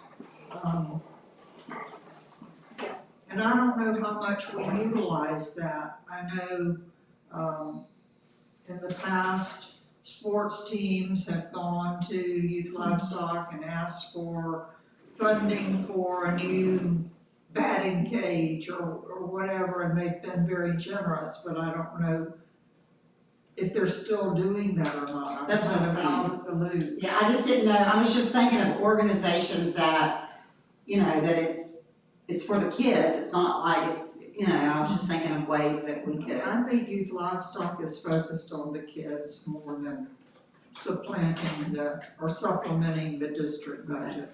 So what about the idea of YMCA and pre-K, is that something, because I do, actually, my contact at the collaboratory is working with me about YMCA programs in Glades County. So, I mean, What's your question, the Mr. question is, it's not really our decision whether we allow pre-K to open in Glades County, anybody can do that. But I wanna make sure it's not a conflict, or not gonna take away from the school district if we do, if another organization opened up, that would I be think it'd be- detrimental. I don't think it'd be to us. helpful. Okay. Cause is there still a pre-K at Washington Park? Mhm. So they're running one in addition to what we're running. And if Yes. somebody wanted to open a private one, that's just gonna allow more openings for more kids. Correct. Right? Correct. Yeah. Okay.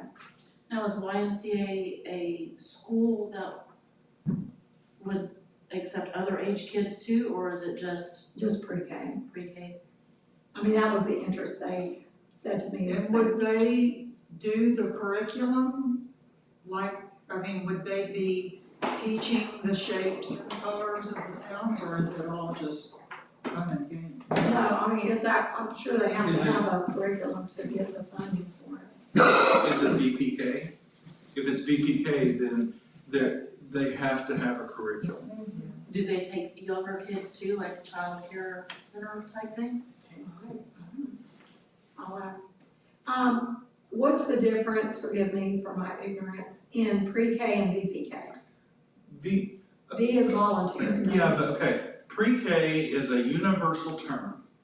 Okay, it's that little bit of schooling you have before kindergarten. So that was what was used for many, many years. VPK it started as the state offering a voluntary kindergarten, voluntary pre-K. Okay. So, and that it's partially funded in districts, and then it opened up to, in the private. But it's the state saying we will pay for some education before kindergarten, and it's voluntary for you to go. So, a VPK is a pre-K, but a pre-K is not necessarily. Is VPK limited to ages? Yeah, that's all They start at criteria. They start at 4 years old, unless the child has an IEP, then they Yeah. can start at 3. Right. And that's IPK. Well, it's still VPK, they're still in the preschool, but they're just identified as having special needs, so they're allowed to start at the age of 3. But all other kids that don't have an IEP, they can start at the age of 4. And your IEP, VPK, doesn't necessarily have to be school sponsored. It can be private. A VPK, correct, the state will fund Okay. any group that follows all those Your rules. protocol. Yeah, Gotcha. and they have standards just like we have standards in K through 12. There's pre-K developmental standards and things that they have to follow, so, and then they do come in and they do, checks to see if they're following those standards, if they're meeting the criteria. So it's a lot like kindergarten, but just more federal. First Baptist Church LaBelle Yeah. runs a VPK. Yes. Now, they also have a daycare. So kids, parents don't pay for VPK. And then if a child wants to go longer, then they purchase the daycare package. But that is, they're getting state funding for that. one. Right. That's kind of like how we are too, it's the same thing. They have a good program, my grandkids go there. All right, I think that's all I have. Thank you, and thank you for pursuing funding for the collegiate program and the BPK and all that stuff. That's very helpful to us. The only thing I wanted to mention is, I'm sure you all got the email about the West Central Regional Meeting in Hardy County. That's not coming up till towards the end of February, but What was the date? Do you have it there? February 25th, Okay. that's a Wednesday from 1 to 4. Okay. There is no charge, it's a free event.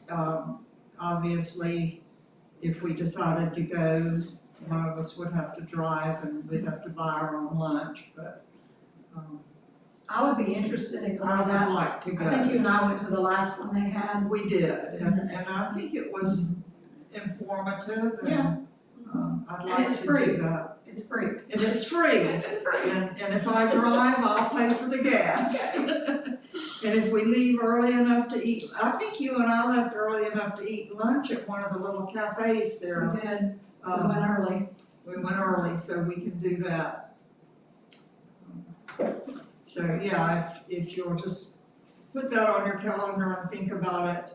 The registration is open already. I went and looked at it, so Okay. if you want to register for that, and then we'll talk about transportations and times later. But, I did renew my certified board member status, even without going to the conferences. I spent an inordinate amount of time staring at my computer, listening to those webinars. I told my husband if the board can afford to send me to the conference next year, I'm gonna pay for it myself. I am not gonna sit in front of this computer for 15 hours. God bless you. So, that's all, I don't have anything else. Anybody else have anything else? All right, meeting adjourned.